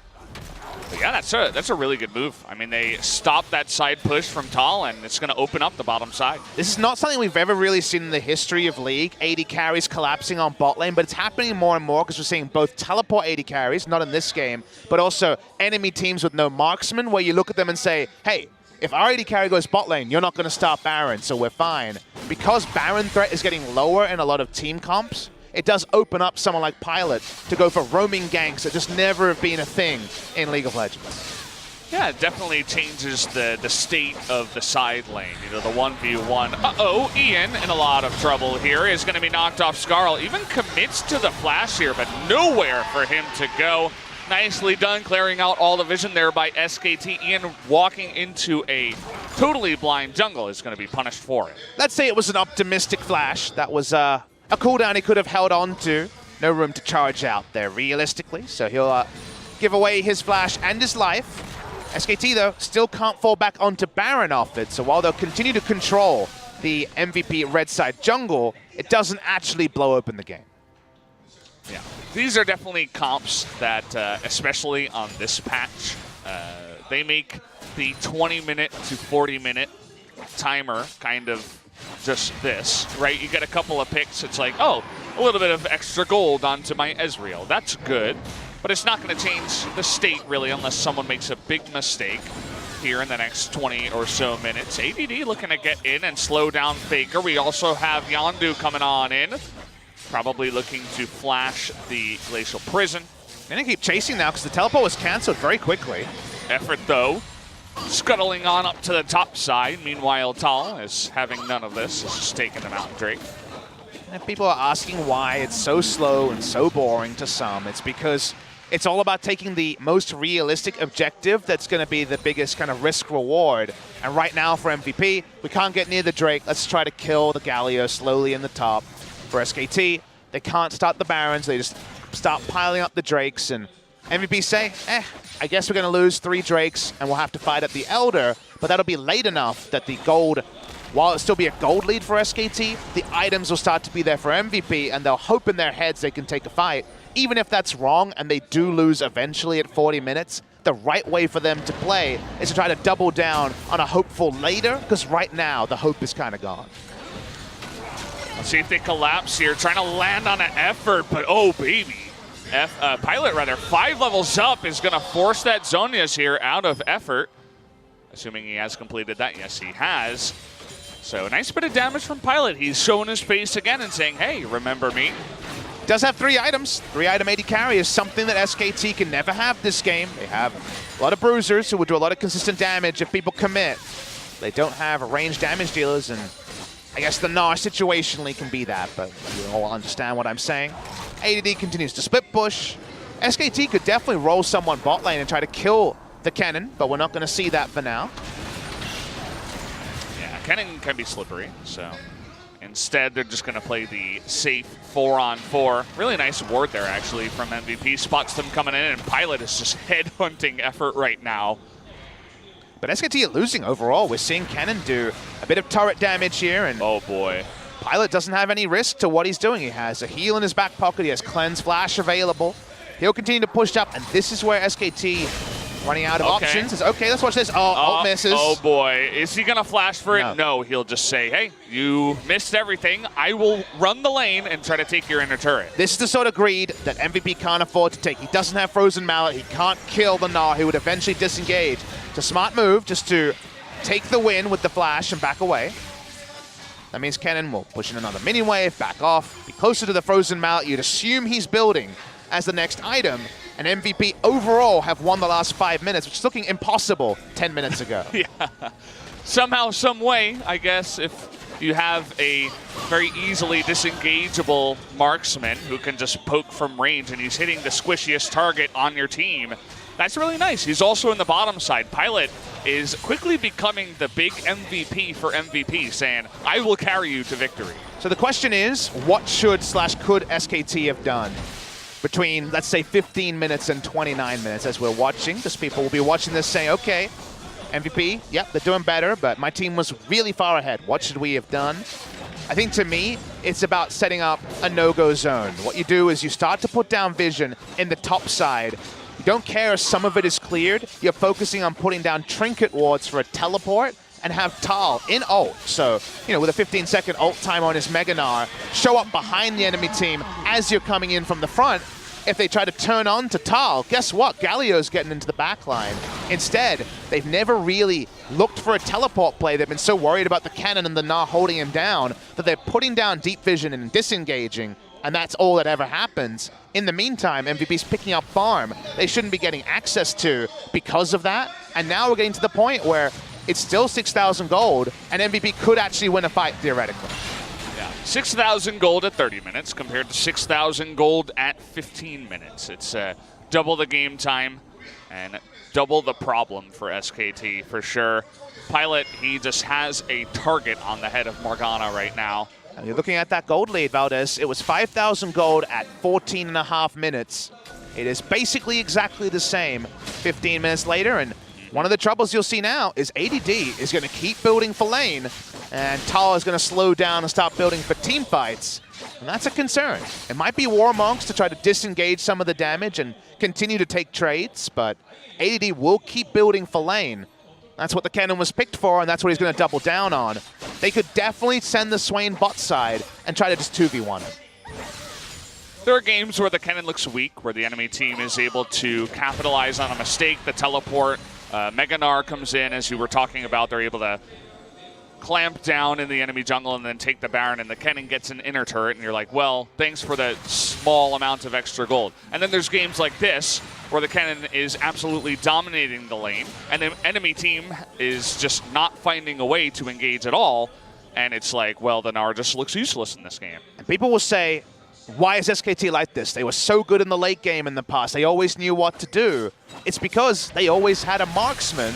That meant they put down a damn control ward on the Baron. You start it, didn't get it, just pull away. They'll make a mistake. They'll face check eventually. They don't have that, and that's why they've never even started the Baron, and that's why the game is still going. I mean, you look at the composition of SKT. Their Baron turn is fantastic. Right? You pillar him down. The Swain's in there. You flash Morgana. You just 5v5 them to death, and there's no hope for MVP. But there's no Baron pressure, and so MVP never has to even get close to a team fight. What are the two things SKT does not have? Baron damage and Siege. Both of them abysmal with this comp. That's not what it's for, but that's fine.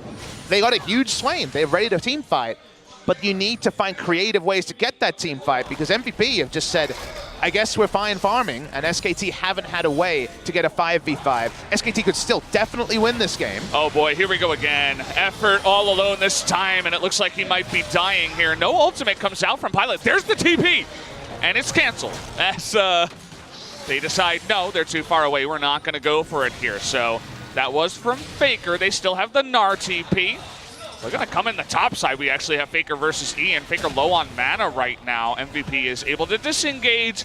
Once again, same situation as before. I assume Ian charged to cancel the teleport. We didn't see, but the charge is on cooldown, so I think that's a pretty informed guess on that one. Yeah. We'll back away. Also, no cancel CD reduction for Faker, so. There seems to have been a smart interrupt by Ian. That means that, sadly, for people, lovers of action, the action is once again going to be slowed down. Gotta love it. We're sitting here 33 minutes in. Not much has changed, although it's looking much better for MVP. But there's good news. The Elder Dragon is coming in 6 minutes' time. And that is something that's going to be harder for MVP to deal with. The only issue you have is you're like, we were way ahead at 13 minutes. Now it's 39 minutes. And we could actually lose a 5v5. It's in the realm of possibility. So the frustration of SKT not being able to take easy objectives after 13 minutes is, I'm sure, something that's going to be discussed in the water cooler moments of most SKT fans' future life. Yeah. Well, Elder Drake would make this composition that's not really fantastic at taking Baron a lot better. With a True Diamond's burn that would eventually come through. But we got to make it there. And Pilot, he's like, oh boy, please get me there. I'm ready, guys. He's got that Lord Dominus finished. He's sitting on 4 items. Cooldown boots as well. He skips the Archangel Staff. He's being greedy here. He's going to walk up and face check. Misses the auto.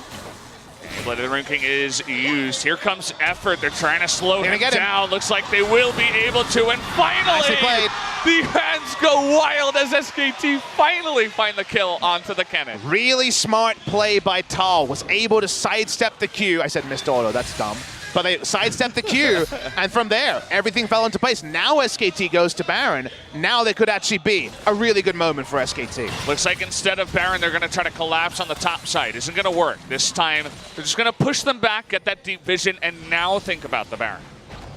See if they actually go towards the objective. They've had a control ward on it forever, literally. Pilot's still looking for Effort. He just wants to one rotation effort and get a Zonias at least. Yeah. 20 seconds left onto ADD. They're going to start it finally, SKT. Yeah. They wait for the blue trinket vision to expire. Another one comes in, though, so they know this has started, but it doesn't look like they're too happy to go on in here. Faker in the bush. Binding is going to go wide. Ian pretty low. Faker, though, trying to come in here. Ian, did he bite off more than he could chew? Faker getting so low himself. Here's Tal on the back line, but look at Pilot going 1v3 there, and now Tal is all alone. Unfortunately, Pilot himself is going to zone everybody from SKT out, and MVP actually salvaged the fight. SKT really approached that team fight in 3 different mines and end up with nothing because they don't focus down or back up their teleporting top laner. So they lose in every single way, and they'll lose mid lane outer turret as well. Looks like it is only going to be the outer turret, but again, another nice chunk of gold and another delay tactic to get later on in this game. Oh boy. This one is on a knife's edge once again. So they start the Baron. That's the right move. They are able to check it with just the true shot barrage. Baker's alone. Again, he's zoning. He's in a control ward. You understand that. When he starts to go down, they have so many things they can do. But when Faker disengages, Bang is already low. So it's a free kill onto the Morgana. Blanks alone. Tal teleported in. Bit of a comedy of errors, and yet returning to the Baron is still the right move for SKT. You know, if they had a marksman instead of a Swain, the Baron might have just died, and it wouldn't have mattered. But here we go. No vision this time around. Maybe SKT is able to sneak it here. It's getting lower. They have double Mountain Drake this time around. They might get it. So it's a lot faster for them, even with their composition. Here comes Pilot. Faker doing a really nice job zoning him out once again, as well as Bang is going to get on top of ADD. Bang might pay for it. No, he's going to have the Galio and the Zonias. MVB thinking about a follow-up on the engage. Bang, getting solo of a Pilot. Oh, man. He nearly goes down in that one. ADD getting greedy, trying to take out Bang. Is going to go down, and SKT, they finally find the Baron. A kill on the backside as well, and finally SKT ahead in this one. Really good call to return to the Baron, knowing that most of the spot vision was on cooldown. The trinkets are only coming up now. It took them the better part of 37 minutes, but they do finally get the Baron. This time SKT, that weird Baron dance, they no longer have to do it. They get the buff, and now MVP have to come to them. Watching in the picture-in-picture. Again, well problem-solved this time by SKT. They have enough members on the Baron. They pick up that objective. In the picture-in-picture, you can see they're going to get 2 turrets as well through all of this. Pilot tried to walk up, finish off Bang, but he doesn't get the kill. And it takes 1140 damage from the Demon Flare. That was the biggest Demon Flare I've seen in a while. He's out of the fight. Someone has to die, and that's why ADD rolls down. You speak about that big Demon Flare. Bang starting off 4-0-1. He's now 5-0-3. Right after the core item build for Swain, he went Death Cap and Void Staff. So that's why he's beginning to blow up that back line. Job done for SKT. They got the Baron, they got the 2 inhibitors, so that's the successful push they've been denied for a long time. And the good news is they have 2 minutes of Baron. The Elder Dragon spawns in 1:15, so it should be inside track for them to pick up that buff as well. Yeah, SKT looking good. trying to push this one in. It's long games on this patch, especially when you draft a composition like this, but it's whatever works for SKT, of course. They just want to get wins. They're not concerned with trying to be flashy, trying to end games in 25 minutes or anything like that. We had damage numbers in the final fight. The Kled never able to commit, means that he puts out no damage. Champion only goes one way, and this way it was just disengaging the entire time. ADD no longer able to split push because Baron buff is on the Rift, so has no relevance in the 1v1 against the Kled. Sorry, against the Gnar. They pick up the last of the inner turrets here. Big gold lead finally for SKT. Way over 10,000, around 13,000. In a very good spot to win this game. Not guaranteed, just like we said about MVP in game number 1. Definitely set up to succeed. Pushing forward now, that Baron buff, still a minute left on it, so they have a super strong push. MVP did push out that top lane at least, so they have a little bit of breathing room, but it doesn't look likely that they'll hold this inhibitor. ADD looking to engage onto Faker, actually, trying to push him back. Not going to be successful in killing him, anything like that, but another pillar comes down. They're looking for the stop here and a charge away from Ian as they're just trying not to die here. MVP, if they want to fight, they have to go in. They've used their ult defensively, and now... Oh, he's going to knock Pilot into the wall. The shields are going to come down here, but it's just all about zoning them away. Glacial Prison comes down onto Faker. He really doesn't care about that. Down goes that turret like it didn't even exist. And the pillar is going to come down. It doesn't matter. The Nexus goes down, and we will have a game number 3. Slow and Steady wins the race in this one. Great early game from SKT. It stalled out and then some in the mid game. But by the end, it always felt like they were Baron away from everything falling into place. It does. They pick up the victory, and that means we're going to game number 3. As a whole, all of these guys making a lot more, or less rather, mistakes and looking a lot more solid as a team. This kind of composition is one that's, it's a little bit harder to make mistakes on. I feel like you kind of sit together all as a team, and it's much easier to have communication compared to a Kindred that's trying to counter jungle with the Smite Rumble who's pushing and has to be there for Equalizer, which really didn't look clean for SKT. This composition, a lot more comfortable for them. Galio, I think, really helps everything fall into place. Faker was not the MVP of this game, but you can see they're squared up around what the Galio can and can't do. Makes everything a bit more solid. They're willing to push forward and know there's always the get out of jail free card of the hero's entrance, and that means we roll on to game number 3. Yeah, so guys, we are going to go into that break right now before the final game of the night. Game 3 between MVP and SKT.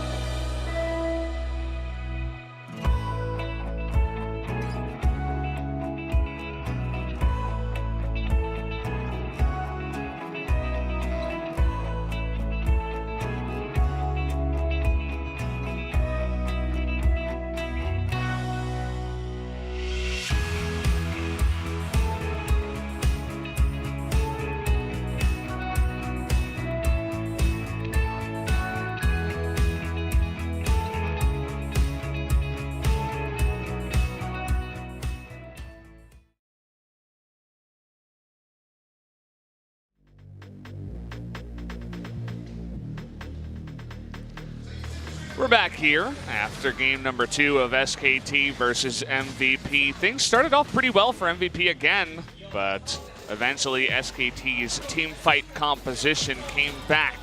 And I emphasize the word eventually, because it took a while. It was definitely a longer, more drawn-out game that this one turned into, but eventually SKT, again, they took the win. And there was some nuance in the early game. The first successful gank was to MVP, but then Blank had some great pathing when he was able to punish first the mid lane, then the bot lane. This is when they grew what was a huge lead after this play on screen. There's a reason we're front-loading the replay is because not a lot happened between about 13 and 35 minutes. But this is where SKT made a great collapse.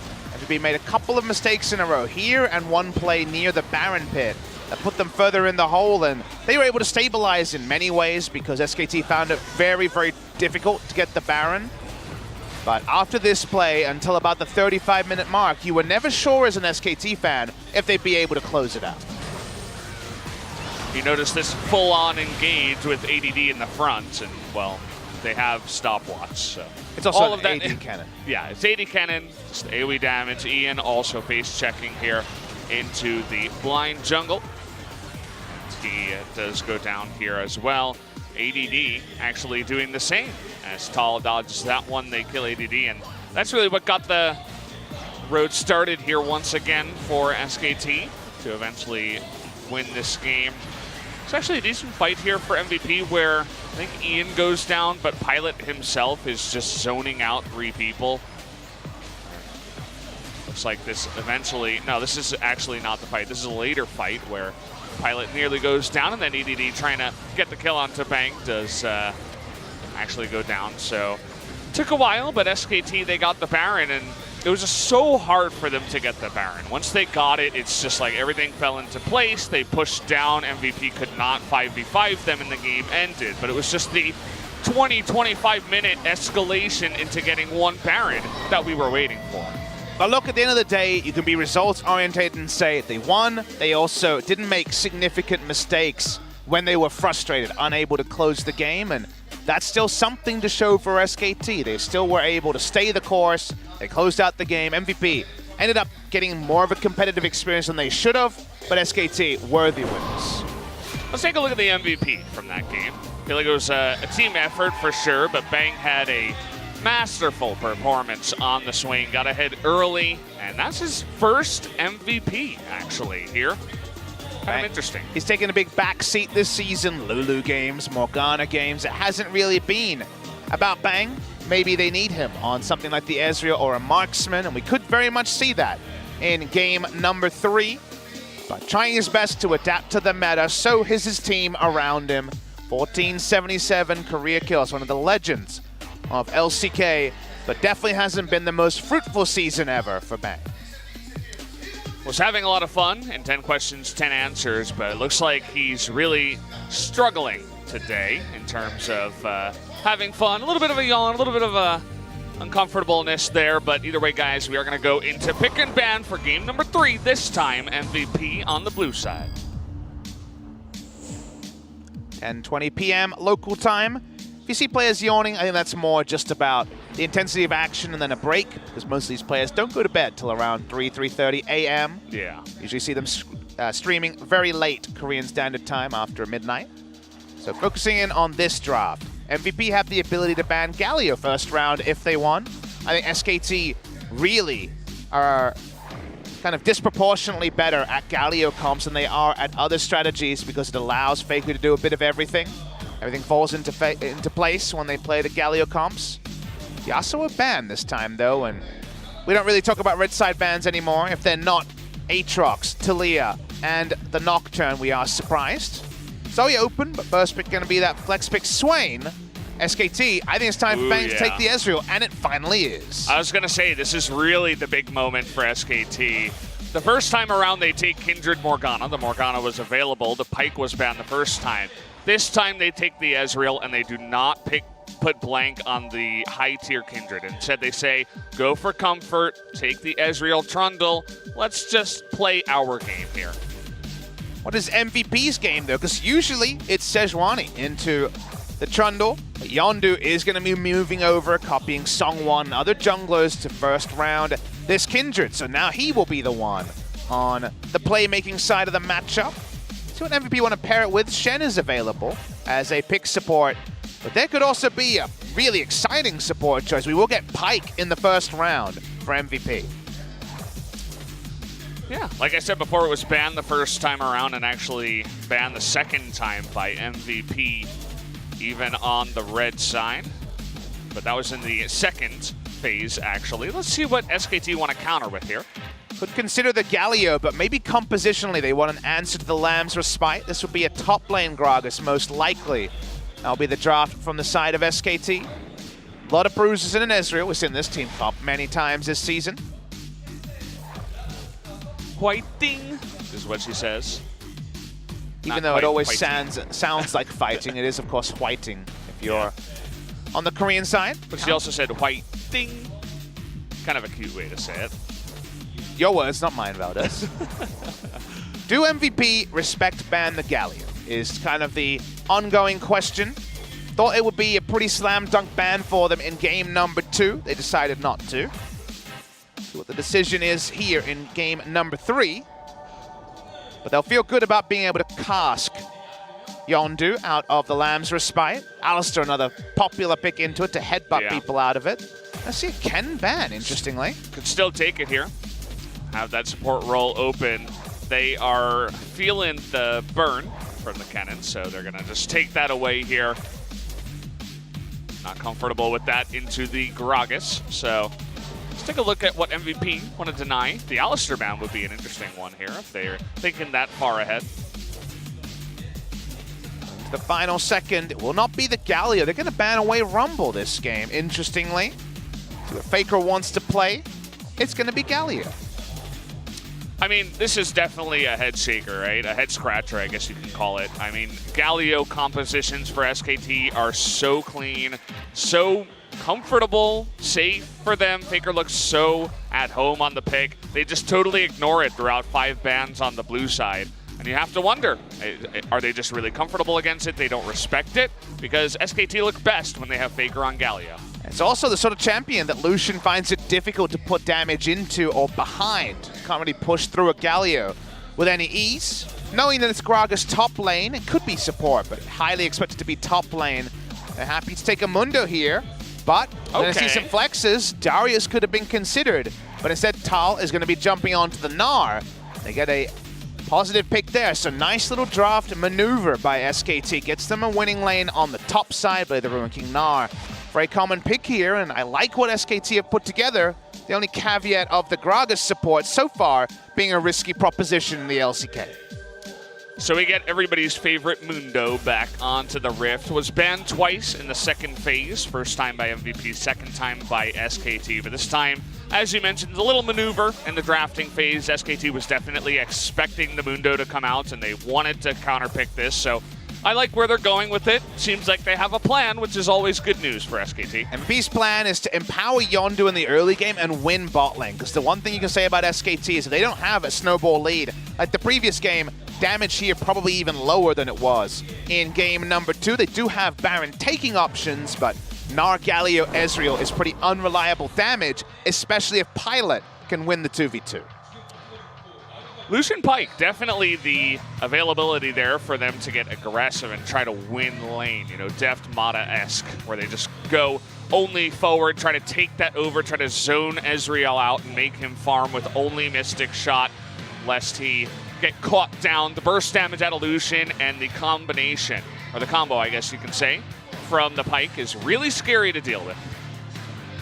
Excited to see how the team fights go here. The Galio comp once again from SKT. A Galio main for true is Faker. Blank, excellent early game on the Trundle. Now against the Kindred. We've seen a couple of people outpath the Kindred and make it look silly. We've seen the reverse as well. Could definitely happen here. Blank just got to step it up on the Trundle against Kindred. Let's jump into game number 3 right now.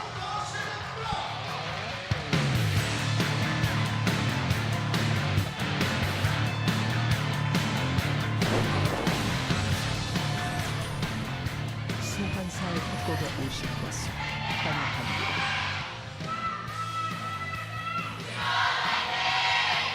SKT chants got a lot louder after game number 3. It's generally the case after winning a game here in the LCK.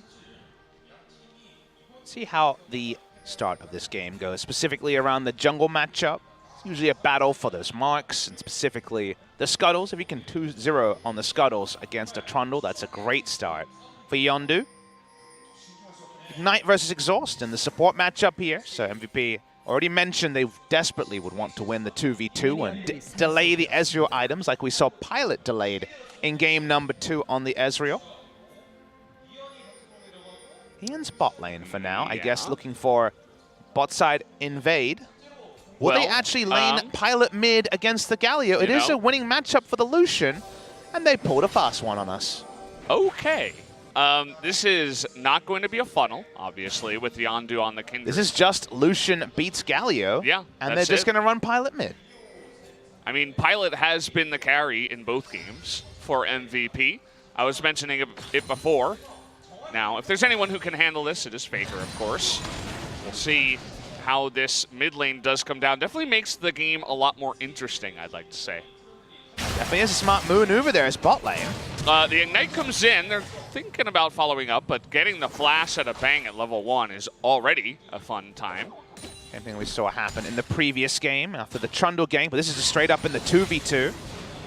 Faker gets level 2 first, but it's going to be pretty happy news for Pilot, who went cleanse a 3rd game in a row. Makes even more sense in the mid lane against Galio. A lot of pressure coming on here. Push in the bot side. Gragas very low lane presence as a support. Push in the mid lane, expected for Lucian versus Gragas. We know top lane is a winning one. SKT pulled the fast one there, but we were surprised in the actual spawning to see Pilot in the mid lane and Yondu just poking his head saying, hey, don't you think about anything. He got the first mark at the top side, wins that RNG battle. Is going to be too slow on the bottom side. Scuttle, Blank with a good read, just wants to avoid the Kindred for now, of course. Take a look at the CS difference in the bottom side. Here at 3 minutes, Bang with 5 CS on the 3rd wave. Not the greatest look so far after the level 1 shenanigans. It was harassed off most of the first wave because of having to flash and being ignited for lane control, so shouldn't be too big a surprise. It's ADD not having the most fun time ever against the Gnar.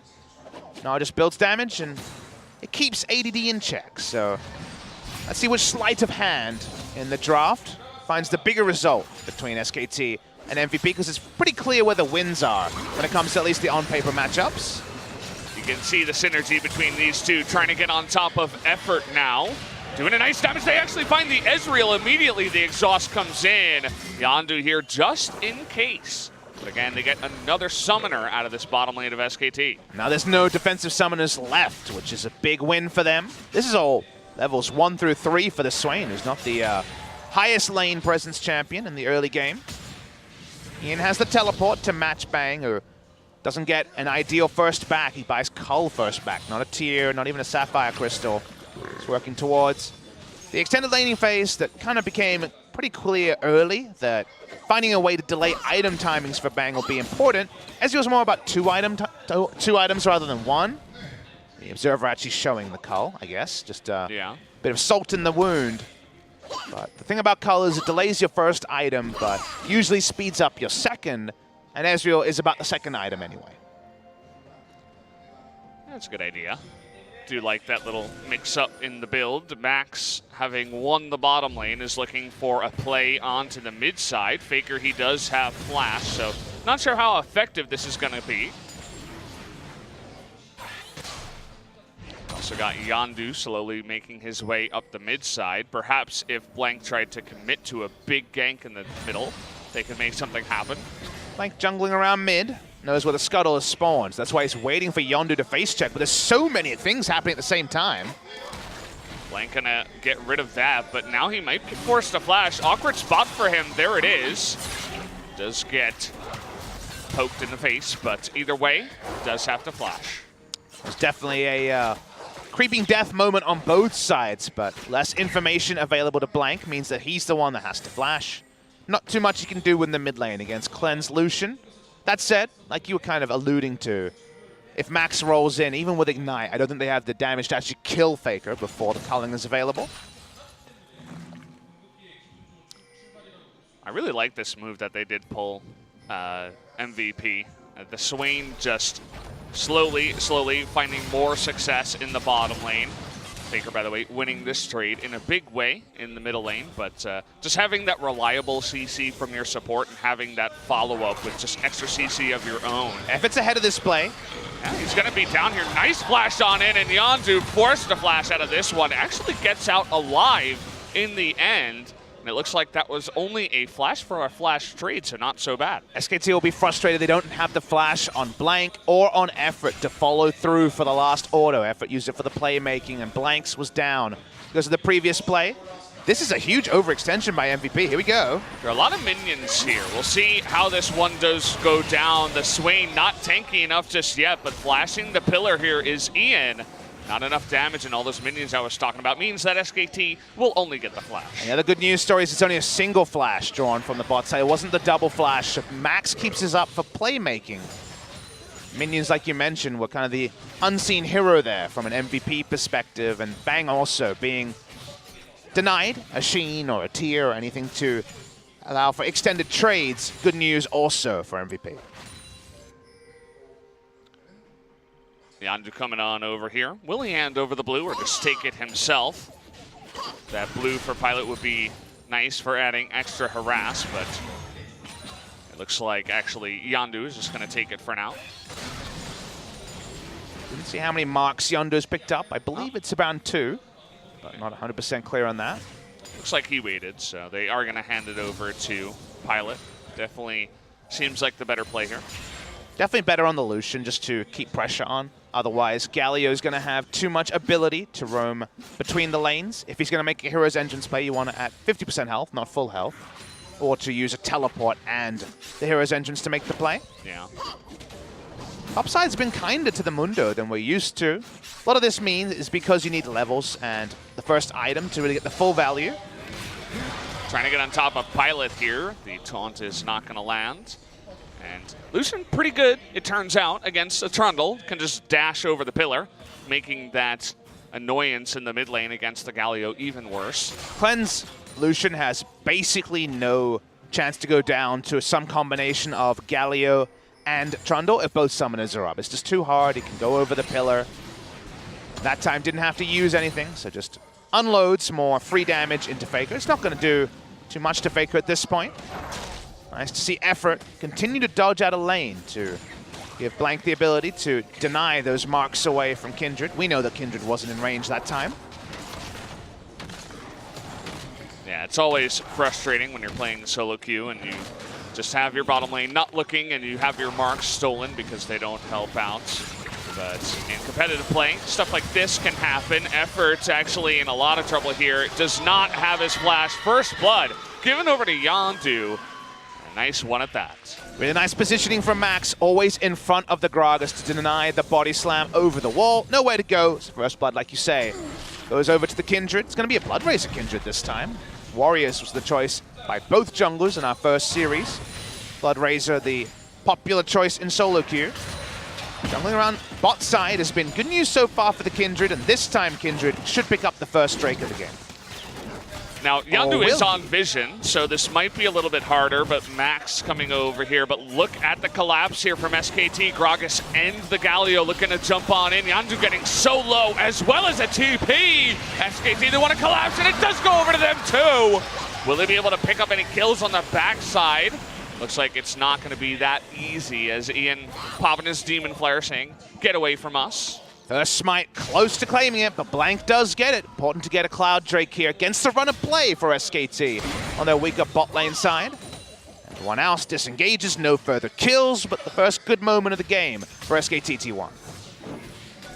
Yeah, it was pretty nice. You know, Yondu had to kind of smite early. It was awkward for him because he was already getting so low. If he doesn't smite early, maybe he goes down to the Trundle just walking over and attacking him. So had to take the chance that perhaps Blank would make a mistake, smite early, but nice confidence from here. They don't know Max is here. He was able to sidestep.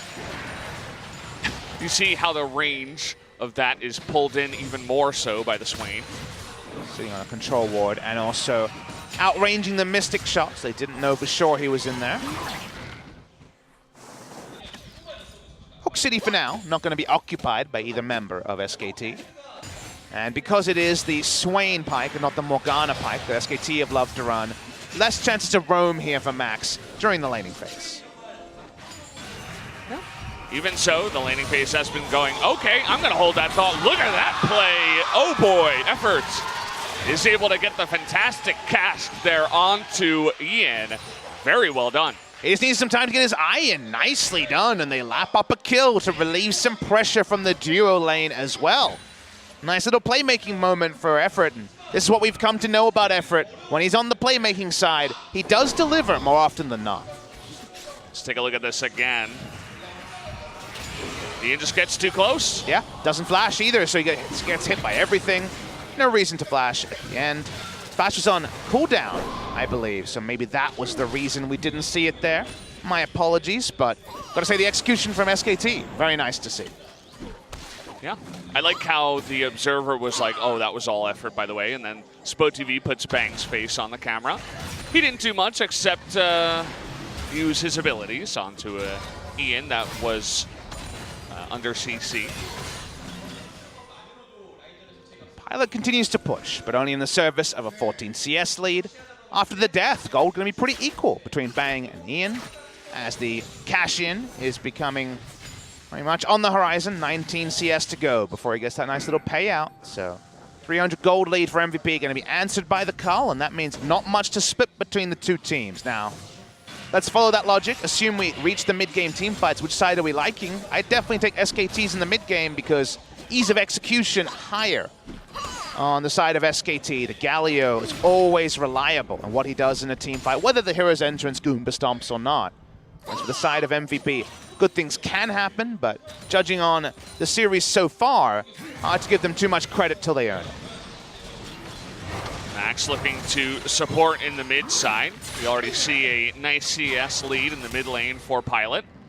It's part of the way that they set this all up. You know, you have to think Swain against Galio should go pretty even, relatively even, whereas the Lucian might have also had a decent lead in the bottom side, but because they swapped, both of those lanes actually get leads, and the extra CC from Swain Pike allows for some interesting opportunities in the bottom side. And the bigger variable, like we've said a couple of times, is short leash for the Galio. He doesn't have the full health bar. He can't just take winning trades against magic damage with his shield on his W in order to come out lane full health. So we haven't seen roaming plays from the Galio. It's been purely wave clear. So that's bought them a stronger early game perhaps that way, as the cash-in does make this an even gold game.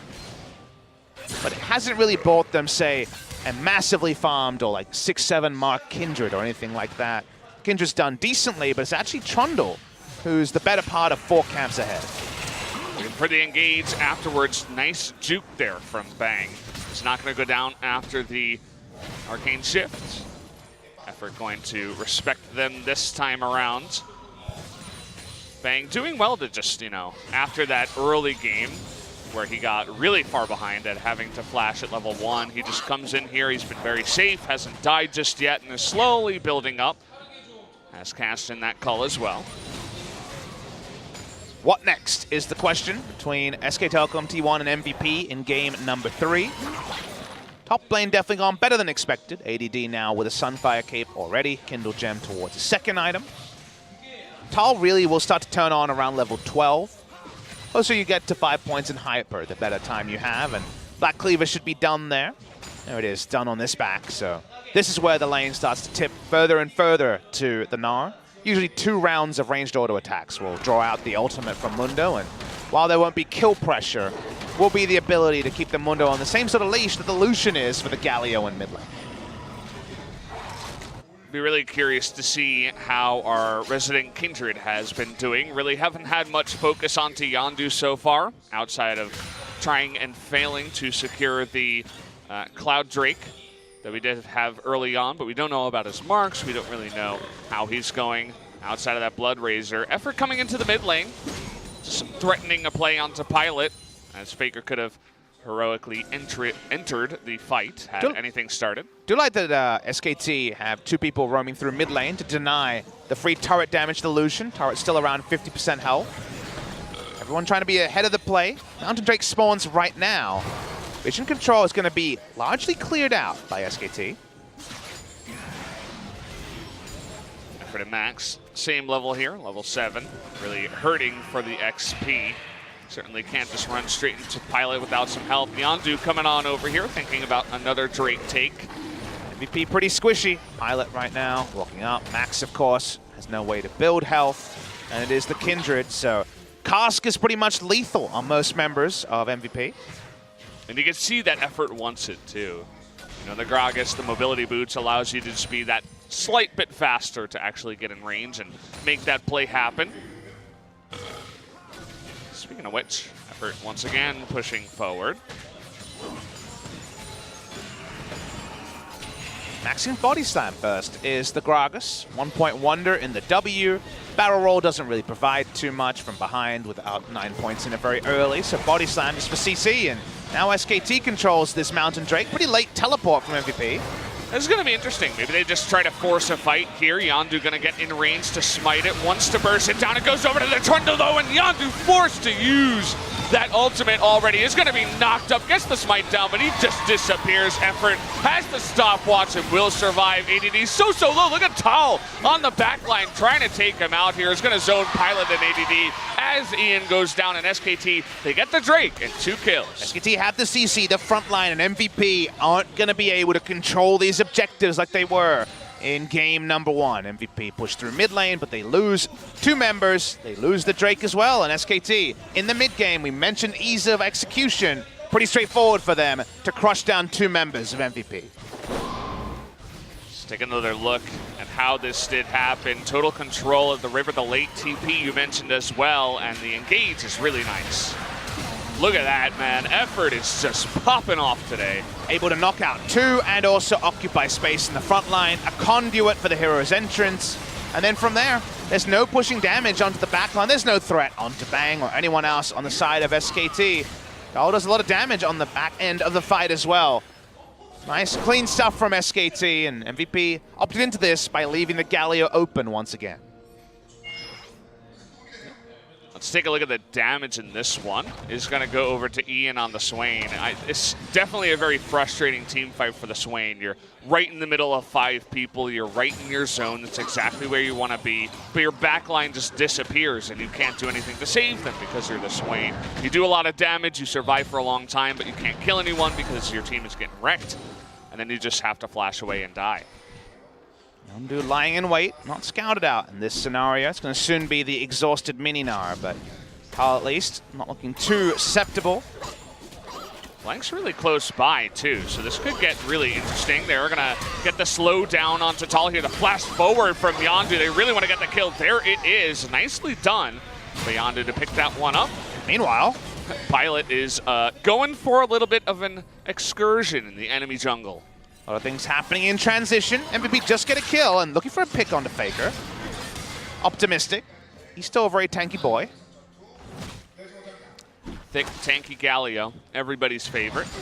1-0-1, looking at that. Zonya is up next. Seeing how much chase damage Yondu has, going for full attack speed build on the very squishy Gnar, no resist. Berserker Greaves trying to just kill Mundo at every opportunity. Speaking of kills, oh boy, Effort looking. He wants that MVP so badly. He's gonna get on top of Ian here. See you later. There's the cast. Do they have the damage to take him out here? Yes, they do, of course.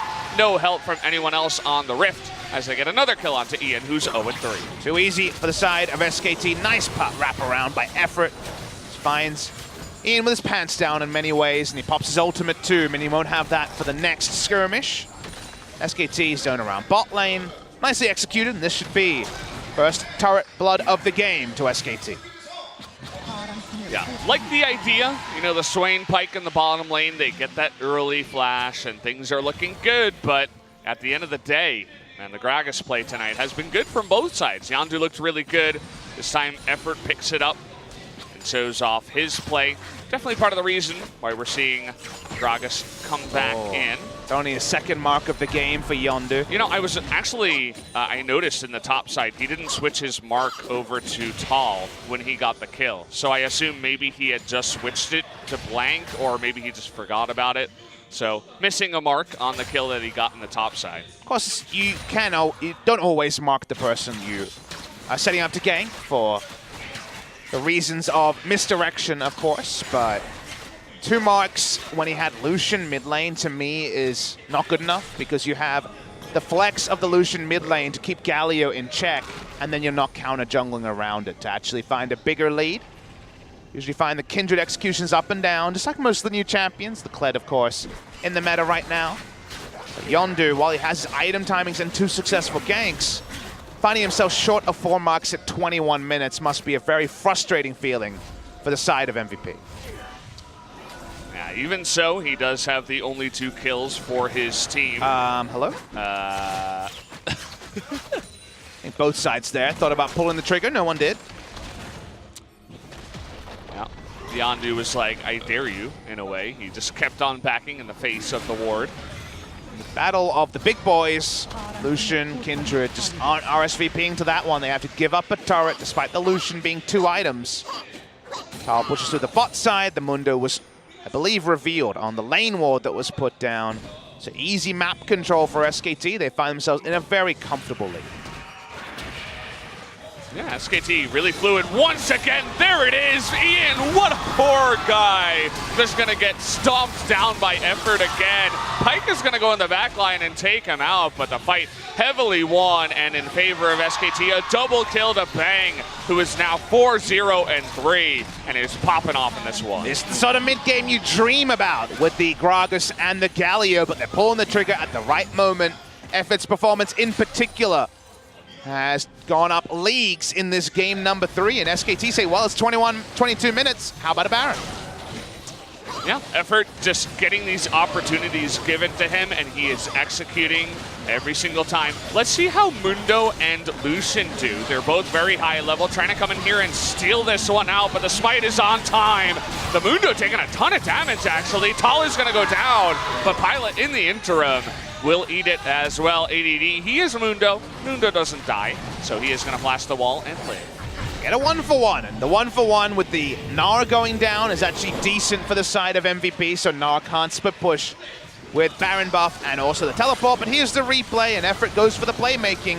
They have to use so many resources to kill him. Max flash ults him just to get the kill, and they did get full kill gold over to the Kindred, but not sure if I call Worth now that Ezreal's even further ahead. And speaking of Worth, hello, Effort's here again. He's gonna get a kill this time onto the Kindred. Looks like that was hand in hand with Faker.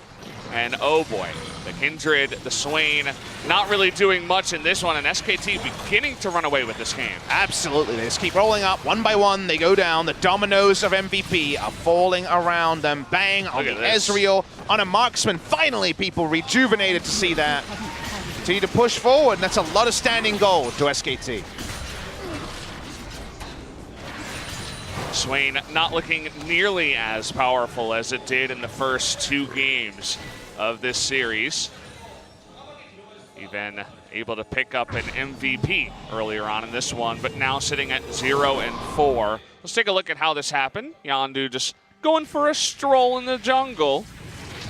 Runs into a Galio. Assumed he saw the teleport, but didn't respect it for sure, and basically gets 1 rotation. They have to use some further resources, but Effort's level 1 barrel roll. Boom shakalaka. The fadeaway, he doesn't even have to look at the explosion, man. That's how cool he is. I also respect him for bringing back the Scuba Grog. This is the first time I've ever seen it in the LCK. We usually have Score. You've casted a lot of LCK. I know. And no you've one never uses seen it even once? No one uses Scuba Gragas. It's true.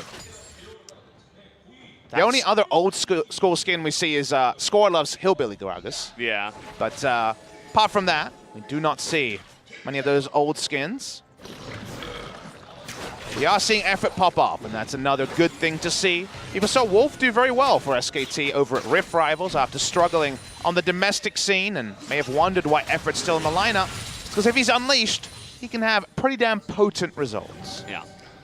It's like, you know, everybody's favorite Twitch chat meme. Effort from ahead, PogChamp, Effort from behind, what face. I feel like he's definitely one of the main guys you would use that meme for, so it's, it just adds to the inconsistency of SKT. But if they get ahead, I mean, Effort's always seemingly going to pop off, so at least they got that going for them. And I like the draw from them because, like I mentioned many times, easy to execute when you're even or ahead at 20 minutes, and the games are often decided at 20 minutes, Valdez. So Galio really does square them up. Blank has had some good pathing in games 2 and 3. And now MVP trying for picks that I don't think they had the damage to actually cement.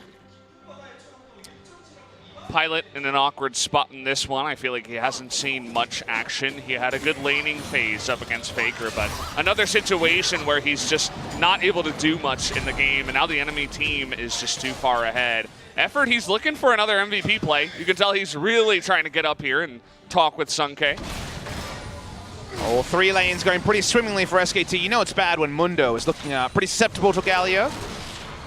At this point, they're going to force him to pop his ultimate just to clear the wave, which makes the next time they engage onto him that much more enticing. Effort, look at that. He even dodges the pike Q. Bone Skewer goes wide, and it seems like MVP's hopes of winning this series slipping away at the same time. Didn't do enough around Pilot, and now Pilot's kind of at this point that we alluded to when we expected it to be a bot lane Lucian. There's a lot of big boys, and he just can't kill them. Prey felt the same thing when Doinby was on his behind again and again in his super carry Doinby game on the Kled. Lucian can be very strong in lane and was in this game, but in service of what is the question that they may look at in hindsight. Faker just... they try him out on something new. I'm sure he had a blast in game number 1. You know, he's pushing, he's farming. He hits level 18 first on the mid smite rumble. He's having a grand old time, but his team loses, and then Koma goes in, he pats him on the back. He says, you've had your fun. Now you have to play 2 games of Galio so that we can win the series. And Faker just nods his head in dismay and says, yes, coach. Galio is very rapidly gone up in terms of his career most played. I believe it's at number 3 at this point. It was 4 earlier in the year, but has been by far his most played in spring and summer, and was his big pick at Worlds as well. Hard to catch up on the Orianna. He's still at 60 career games of Orianna, and we're seeing more and more Orianna in the LCK. I think Faker will eventually follow suit. It's kind of like Galio in terms of the utility it provides, but not as strong in the mid game as the Galio is. But MVP, they look to go defensive here. Just like in the previous game, you have to ask what it's in service of, but different to the previous game, SKT have true Baron threat because they have a marksman. Only 2nd game in the last 10 that Bang has played marksman. 1 game of Varus, now 1 game of Ezreal. Bang's having a grand old time himself. Has that just luxury QSS at this point on 3 items. Pilot, poor Pilot, man. He's just going to get caught out here. Misses the cast, though, so they say, actually, no. Oh, okay. Pike's going to go down here. Faker going 1v2. He's having his own fun on the Galio. A lot of damage coming through there. Surprising amount, but I guess Max is eminently squishy on the Pike. SKT, full court press, going to get them at least 1 inhibitor turret. Yeah, don't even need the Baron for this one. Just ahead. They don't have a support this time, MVP, so they can just poke in. SKT extremely far ahead. It's 12,000 gold to them. ADD trying to make something happen, but look at those Qs. Yondu just not even going to be able to use his ultimate there as the burst damage is real. Cullen comes out here on a Faker. They got to respect this Lucian, actually. Blank nearly going to go down here. Has his own stopwatch, though. Here comes the Pike and the hero's entrance, and Tal gets that engage that he's looking for. The double kill to Bang, make it a triple kill as they find the team fight, and it looks like SKT is going to win this game. Very likely that SKT going to pick up the victory, stay in the hunt for playoffs, still a couple of series away. They should be able to end it on this push. It's looking really good for them. The TP is going to come in, and finally SKT. The fans are so happy. Game number 1 was a harsh one, but they bring it back and they win the series. Victory papers through the cracks, Valdez. Everybody knows it doesn't matter if it's League of Legends or in life. You pick up a couple of wins and everything feels a little bit better. And for me, when I see the Galio in the draft for SKT, it feels so much better. They know exactly what to do with it, play around it. Not always the MVP, but often such a big contributor. SKT able to close out the series. They are the winners here. They do put 1 series between them and MVP. It means that relegation is not a real consideration, but I don't think anyone on this cast was thinking that SKT would be a bottom 2 team in the LCK. The struggle for them is, would this level of performance have beaten the big boys? Your first thought is no, but today it didn't need to, and it's the start of some good feels. There's no asterisks in wins and losses in professional play. They won, and now they go into their next series, hopeful that they can repeat. I believe they face Hanwha Life Esports, another one of these bubble teams really close to playoffs themselves. If SKT can back up today with a solid performance against them, then maybe we can talk about playoffs for SKT. Yeah, it definitely feels like Hanwha Life is a good ladder up from MVP. It's like the next step for SKT, right? They can slowly move into the stronger teams and try to build upon their previous win. You were talking about what would happen if they were facing a stronger team. I think the first thing that would have happened was a Galio ban, as just the Morgana ban was the interesting one. Let them have Morgana. Take away the Galio. I know you're scared about Faker's Yasuo. You don't want to play against Rakan Funnel or Rakan in general, but ban that damn Galio, and you might have had a better chance against SKT. I mean, we both called for it in games 2 and games 3 as well. It seemed like a slam dunk, but you just know that MVP looked at game 2 and their takeaway was, well, if we executed on the mid lane gank better, we would have killed Galio a second time. When you just think about what SKT have looked like without that Galio. We should talk about in this game. Get the camera, Mom. Well, Effort deserves it, man. Give him the full zoom. Give this guy all the plaudits. Great game from Effort, someone who always has to deal with not being Wolf, with not being that multiple-time world champion support. And it's games like this that show fans that if you give this guy some time, if some of the other issues around the team, the communication, that was clearly still a problem in game number 1 are solved, I think Effort can really add a lot to SKT as they start on their ascent. This guy, I mean, this isn't even his MVP highlight reel, but it might as well, because every single fight started with Effort, ended with Effort. He was always there, had a nearly perfect game on the Gragas. I'd have to say this is one of the most obvious MVPs we've ever seen for the guy. So we begin to realize why Effort is playing so much, because I'm sure Koma watches this and he's like, this guy has so much potential to be a tippy-top support player in LCK. He just needs time. Give him a year. If he grows on that potential, this guy is going to be at the top of the charts of the support ladder. And remember, they started spring season only playing Effort, and then when results didn't go their way, they defaulted back to Wolf, understandably. Wolf also has the health problems that have dogged him for the majority of the last couple of years, and that does also make Effort coming in and looking good important for SKT. Because it feels like we're close to the end of Wolf's career rather than the beginning, and they need to have options from the bench if those health problems ever become more critical. We have a couple of highlights towards the end here where Faker shows why they give him Galio. It's not just for his map presence and the better composition, but he's actually super clean on the pick.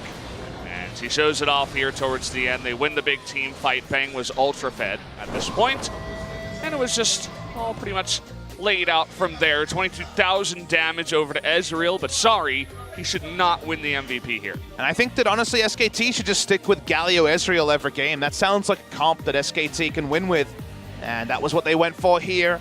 The Ezreal first round takeaway, as we said, second 80 carry in 10 games for Bang.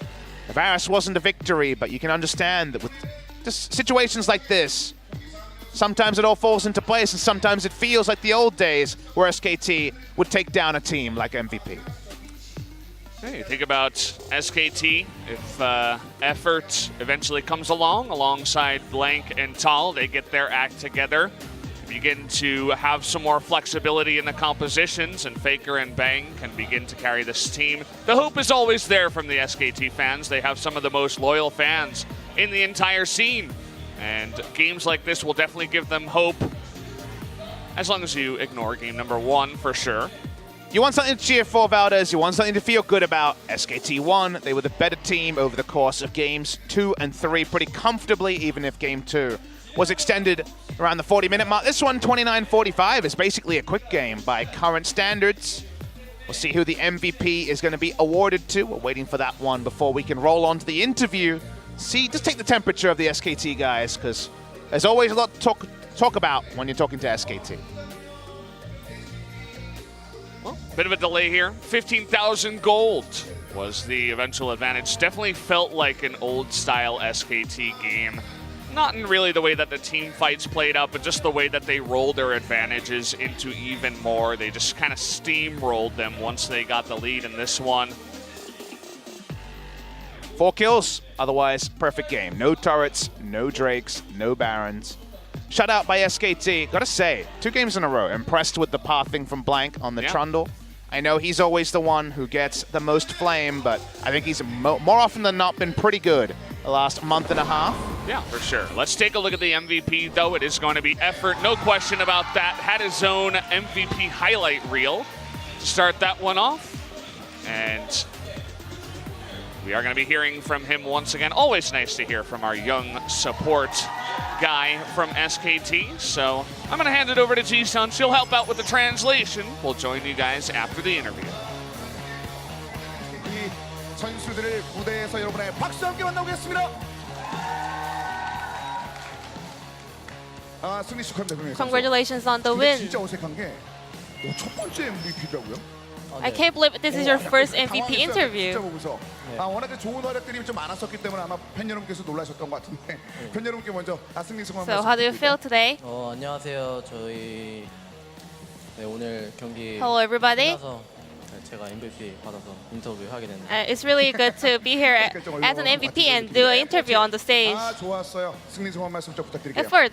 You want to add on to that? 일단 이겨서 너무 기쁜 것 같아요. It's really happy that we won the game today. 네. 네. 아, 사실 1세트 얘기부터 간단하게 좀 말씀드리고 2, 3세트 좀 말씀드릴게요. 일단 럼블 speaking of game 1, 최근에 we want to know about the rumble in mid lane. 아, 그걸 좀 지켜보면서 같이 준비한 건가요? 미드 럼블 어떤 식으로 준비하게 된 거예요? 일단 럼블 자체가 좀 캐릭터가 좀 좋다는 판단이 Well, 있었던 we 것 thought 같고 the rumble as a champion itself is really good. 네, 원딜로도 쓸 수 있기 때문에 Well, you can even use it as an AD carry rumble. So yeah, we kind of valued it really high. 유연성이 최근에 굉장히 좀 강조되고 있는 유연성이 크게 늘어나고 있다는 평가를 받고 있는 SKT였기 때문에 또 가능했었던. Because SK Telecom is trying a lot of diverse team comp. So moving on to game 2. 잡으면서 이제 막 경기가 싹 정리되는 그런 장면이 Well, 있었어요. 아, 그때 Bang, you picked up triple kills in a team fight. 사실 저는 그냥 버티기만 했는데 Well, I was just doing my best not to die and survive in the team fight. And my teammates did the cover play really well. 막타가 Well, so I was lucky to pick up all those kills. 저희가 좀 말씀을 드렸었는데 그 부분에서 굉장히 그 킬을 얻어내면서 힘이 확실히 실렸던 장면들이 있었거든요. 아, 사실 뱅 선수 하면 좀 아무래도 원딜을 대표하는 Well, you know, Bang, you were a very famous marksman player, but it was really amazing to see you playing non-AD carry champ so well. 주다 보니까 다양한 카드를 또 바라게 되는 게 사실인 것 같아요. 스윙 본인 좀 만족감이 있었나요? So, are you satisfied with your play today? 이 장면? 사실 저는 그렇게 막 딜을 많이 넣진 않았거든요. Well, I actually didn't put a lot of damage here.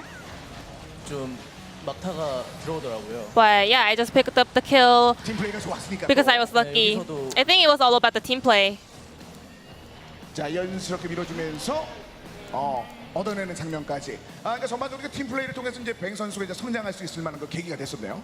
예. 네, 그래서 멋진 장면들이 나왔던 것 So 같고. that was a great highlight from the game 2. 구도가 꽤 오랫동안 좀 이루어졌습니다. 답답한 장면들이 And you know, 많았는데 Tall had some 한 kind of a hard 얻어내는 time at 장면이 있었는데 side 일단은 lanes. 끝까지 탈을 좀 믿는 모습이 있었어요. 예. 그러다가 막판에 탈이 딱 잡아주면서 So at the end of the 분위기가 game, 확 yeah, 바뀌었잖아요. Tall really 그때는 performed really well. So what kind of 이게 communication went back and 사실 forth? 나르가 좀 잘못했다기보다는 Well, it wasn't Nars' fault. 시야를 꽉 잡고 있었기 때문에 Well, we had a lot of control on the vision, so 좀 저희가 we 부족해가지고 couldn't really 이제 expect Cannon to push lane so hard like that. 압박을 안 받은 거거든요. 네. 저희가 조금 So 더 I think it was our mistake. 아래쪽으로 좀 힘을 줄 수 있었는데 You know, we could have give more help for Tall, but yeah, it was our mistake overall. 피드백이 있어야 된다라는 말씀을 해줬네요. 그러니까 지금 워낙 그 장면에 어려운 경기에서 승리를 따냈기 때문에 3세트도 이제 자연스럽게 또 좋은 흐름을 얻은 것 같은데 고장규는 So is there any question from the Korean casters? 네, 저는 뱅 선수가 네. 신문 십덕 때 새로운 Well, 챔피언을 하는 게 재밌다. You said you are currently enjoying the meta, 원딜인 이즈리얼을 playing 했잖아요. non-ADC 네, champs, but 그래서 today you played 어떤 것 Ezreal. 같아요? So 모르가나나 스웨인을 할 what are your 때는 comments 아무래도 about AP 캐스터다 playing AD 보니까 carries and 이 non-AD 이즈리얼 carries? 좀 감회가 새로울 것 같은데. 돌아온 고향 같은 느낌이 있을 것 같은데요. 요즘 원거리 딜러 챔피언들이 몇몇 챔피언들이 이제 I think some of the marksmen are having really strong power in the laning phase, but Ezreal is more about the late games. 좀 기대는 측면이 있어요. So you know you have to rely on your teammates a lot. 마법사 캐릭터들을 할 때는 When you're playing AP champs, 약간 각이 잘 안 보이더라고요. it was hard for me to contribute a lot to team fights. So yeah, I was kind of underperforming, but you know I really play really clean when I'm playing marksman. So 스킬이나 딜 교환 이런 것들에 좀 you know I'm always so used to playing not marksman. So I think I feel a little bit more comfortable. 나서는 그런 것도 완전 잊어버릴 만큼 아주 시원하게 뒤를 꽂아 나오면서 멋진 경기를 만들었는데 그 계기가 된 선수가 사실 네포트 선수에게 여러 가지 장면들이 있었던 것 같아요. 본인도 하면서 진짜 3세트를 많이 했잖아요. 기가 막히게. What are your comments about game 3? 중간에 한번 죽은 거 빼고는 Except that I died out once. Yeah, I'm kind of satisfied. 느낄 수밖에 없는 장면이죠. 그것 빼고 나머지는 뭐 사실 그것까지 포함해서. Except that one mistake, I think your play was perfect and really clean. Yeah, I agreed with you. 느낌인데 좋지 않았어요?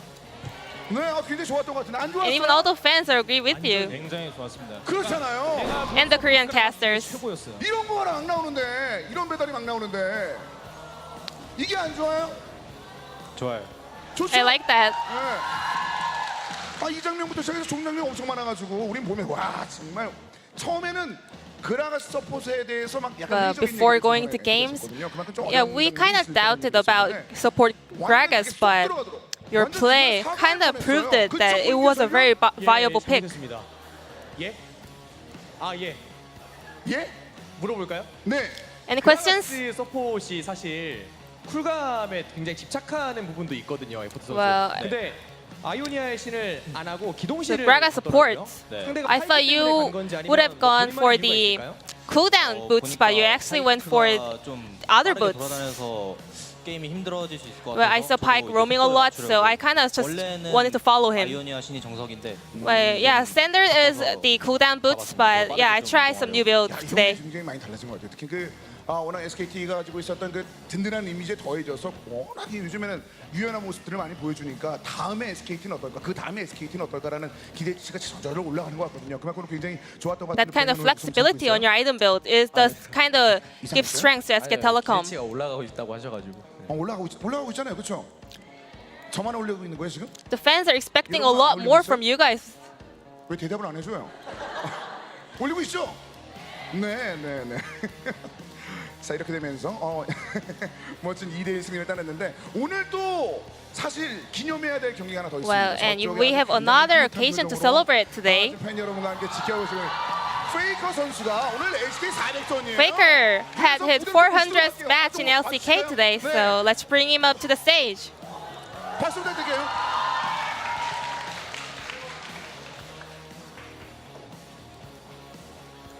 네, 잠시 후부터 선수 마이크 좀 부탁드릴게요. 승리 축하드립니다. Congratulations on the victory today. 감사합니다. Thank you. 오늘 400전 경기라는 건 혹시 알고 있었나요? 몰랐어요. Did you know that it was your 400th match today? Well, I actually did not know.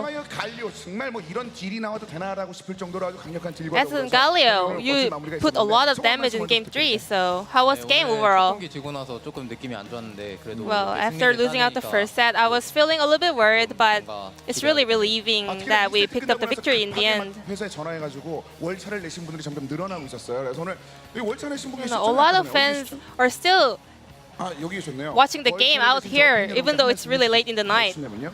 Any message for your fans? 월차 내셨대요. 오늘 오신 거 알고 저희가 이겨드렸어요. I knew my fans were here, so I won the game. 괜찮았죠? 괜찮았죠. 자, 그리고 오늘 뭐 워낙 흐름들이 나쁘지 않았었고 특히 이렇게 3세트 같은 경우는 SKT의 그 파괴력을 기대하시는 분들이라면 정말 I 기분 think 좋을 game 만한 3 was quite 마음이었는데 dominant. 어땠어요, So how was game 3? 3세트는 어땠어요? In your own opinion? 3세트가 일단 저희가 1, 2세트는 뭔가 좀 답답하고 그런 게 있었는데 I think we were kind of doing bad during the first and second set, but game 3 I think we played it kind of clean. 점점 좋은 경기를 펼치라는 그 기념으로다가 저희가 준비한 선물이 있습니다. So we have a present for you. 그래서 저희가 항상 노력하고 있습니다. 항상 노력합니다. 뭘 얘기를 할 수는 없어가지고 그 비타민 가득 This 들어있는 is an energy drink called Vitamin 500, wishing that you can push through your 500th match in LCK. 테이핑했어요. 네. 빈 박스가 아니라는 거를 빈 박스가 아니라는 비타민 가득한 500전까지 비타민 넘치도록 달리라는 So hope you can 말씀을 전해드렸고 keep grinding with your career in LCK. 초보기자 오늘이 그 70주년 재연절이 되겠습니다. And today is a Korea. There are a lot of holidays today. The first one is that today is the hottest summer day according to the lunar calendar, and also it's Korean national holiday of Constitution Day. So this is a book about the Korean constitutional law. 오늘 진 빠진 경기를 펼친 이 두 명의 선수. And also, according to tradition, we prepared this chicken ginseng soup. Hope you guys can cope with this sizzling heat. 자, 이렇게 해서 Lots of present, right? 이럴 때마다 정말 너무 힘들었었는데 담당 작가가 굉장히 작가진이. Wow, we prepared a lot for you guys.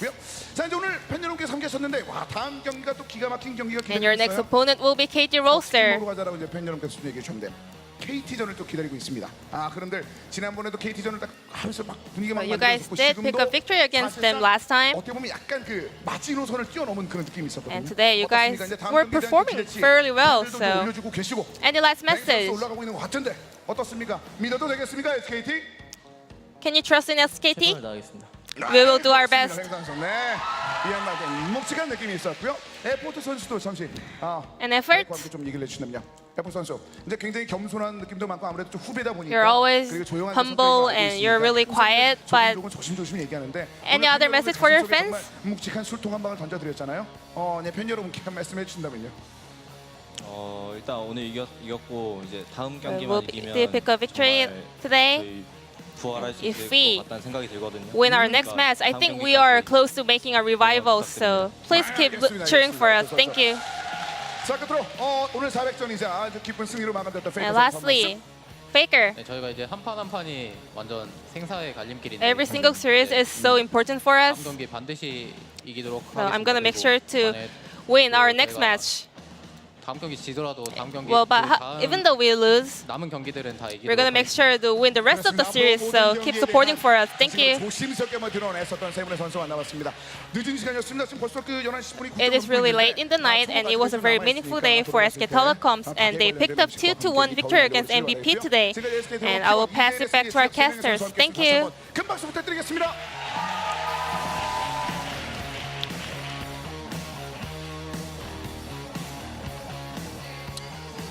Thank you, Ji-sun, for the translation. As always, so many gifts given out here. It's almost like Christmas in July, but not quite. A different kind of holiday here, and it's the one that SKT wins on. 2-1. They get the reverse sweep, I suppose you can call it. Last game was very, very dominant, and that is going to seat them right in 7th place. That's right. They now move to 4-6, but with one match played less than MVP. KT Roaster and Hanwha, I believe, are the two opponents they have remaining this week, which is very interesting.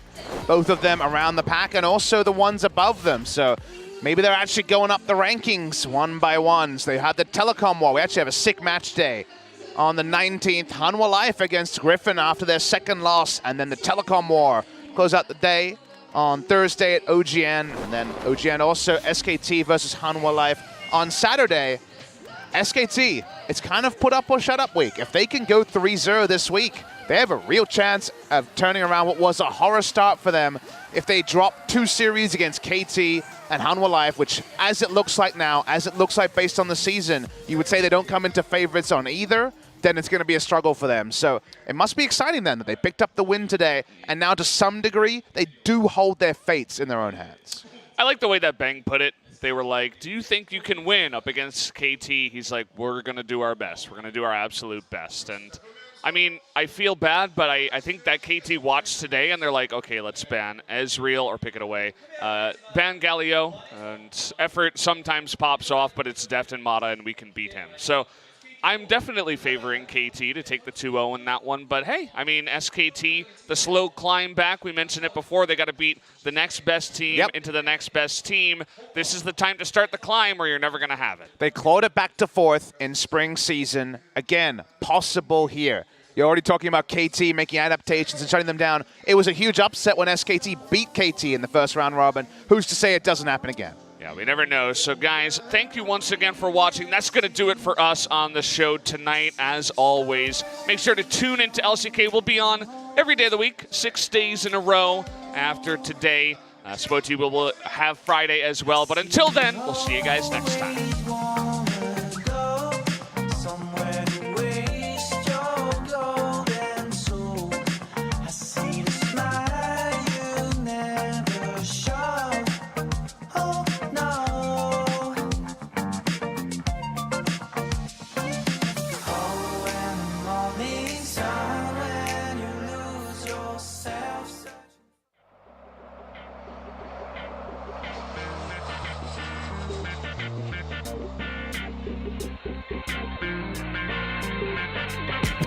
It's been many days, many ways misled, knowing that I'm tiptoeing on both sides of the fence, trying to figure it out, but I'm living in doubt. So scared one day that your grace might run out, cause I'm so far from perfect, so close to worthless, feeling no good for worship, trying to understand this life that you purchased. Am I just a man destined for death, or do I deserve it? You died for my sins and that's the verdict. You carried out God's true will and purpose with urgency for the sake of love, forgiveness and eternity. Your grace is enough. I got so many questions, so many things to change. I'm calling out, but sometimes you're far away. I get discouraged and seem to always fall flat, but that's when you pick me up and bring me back.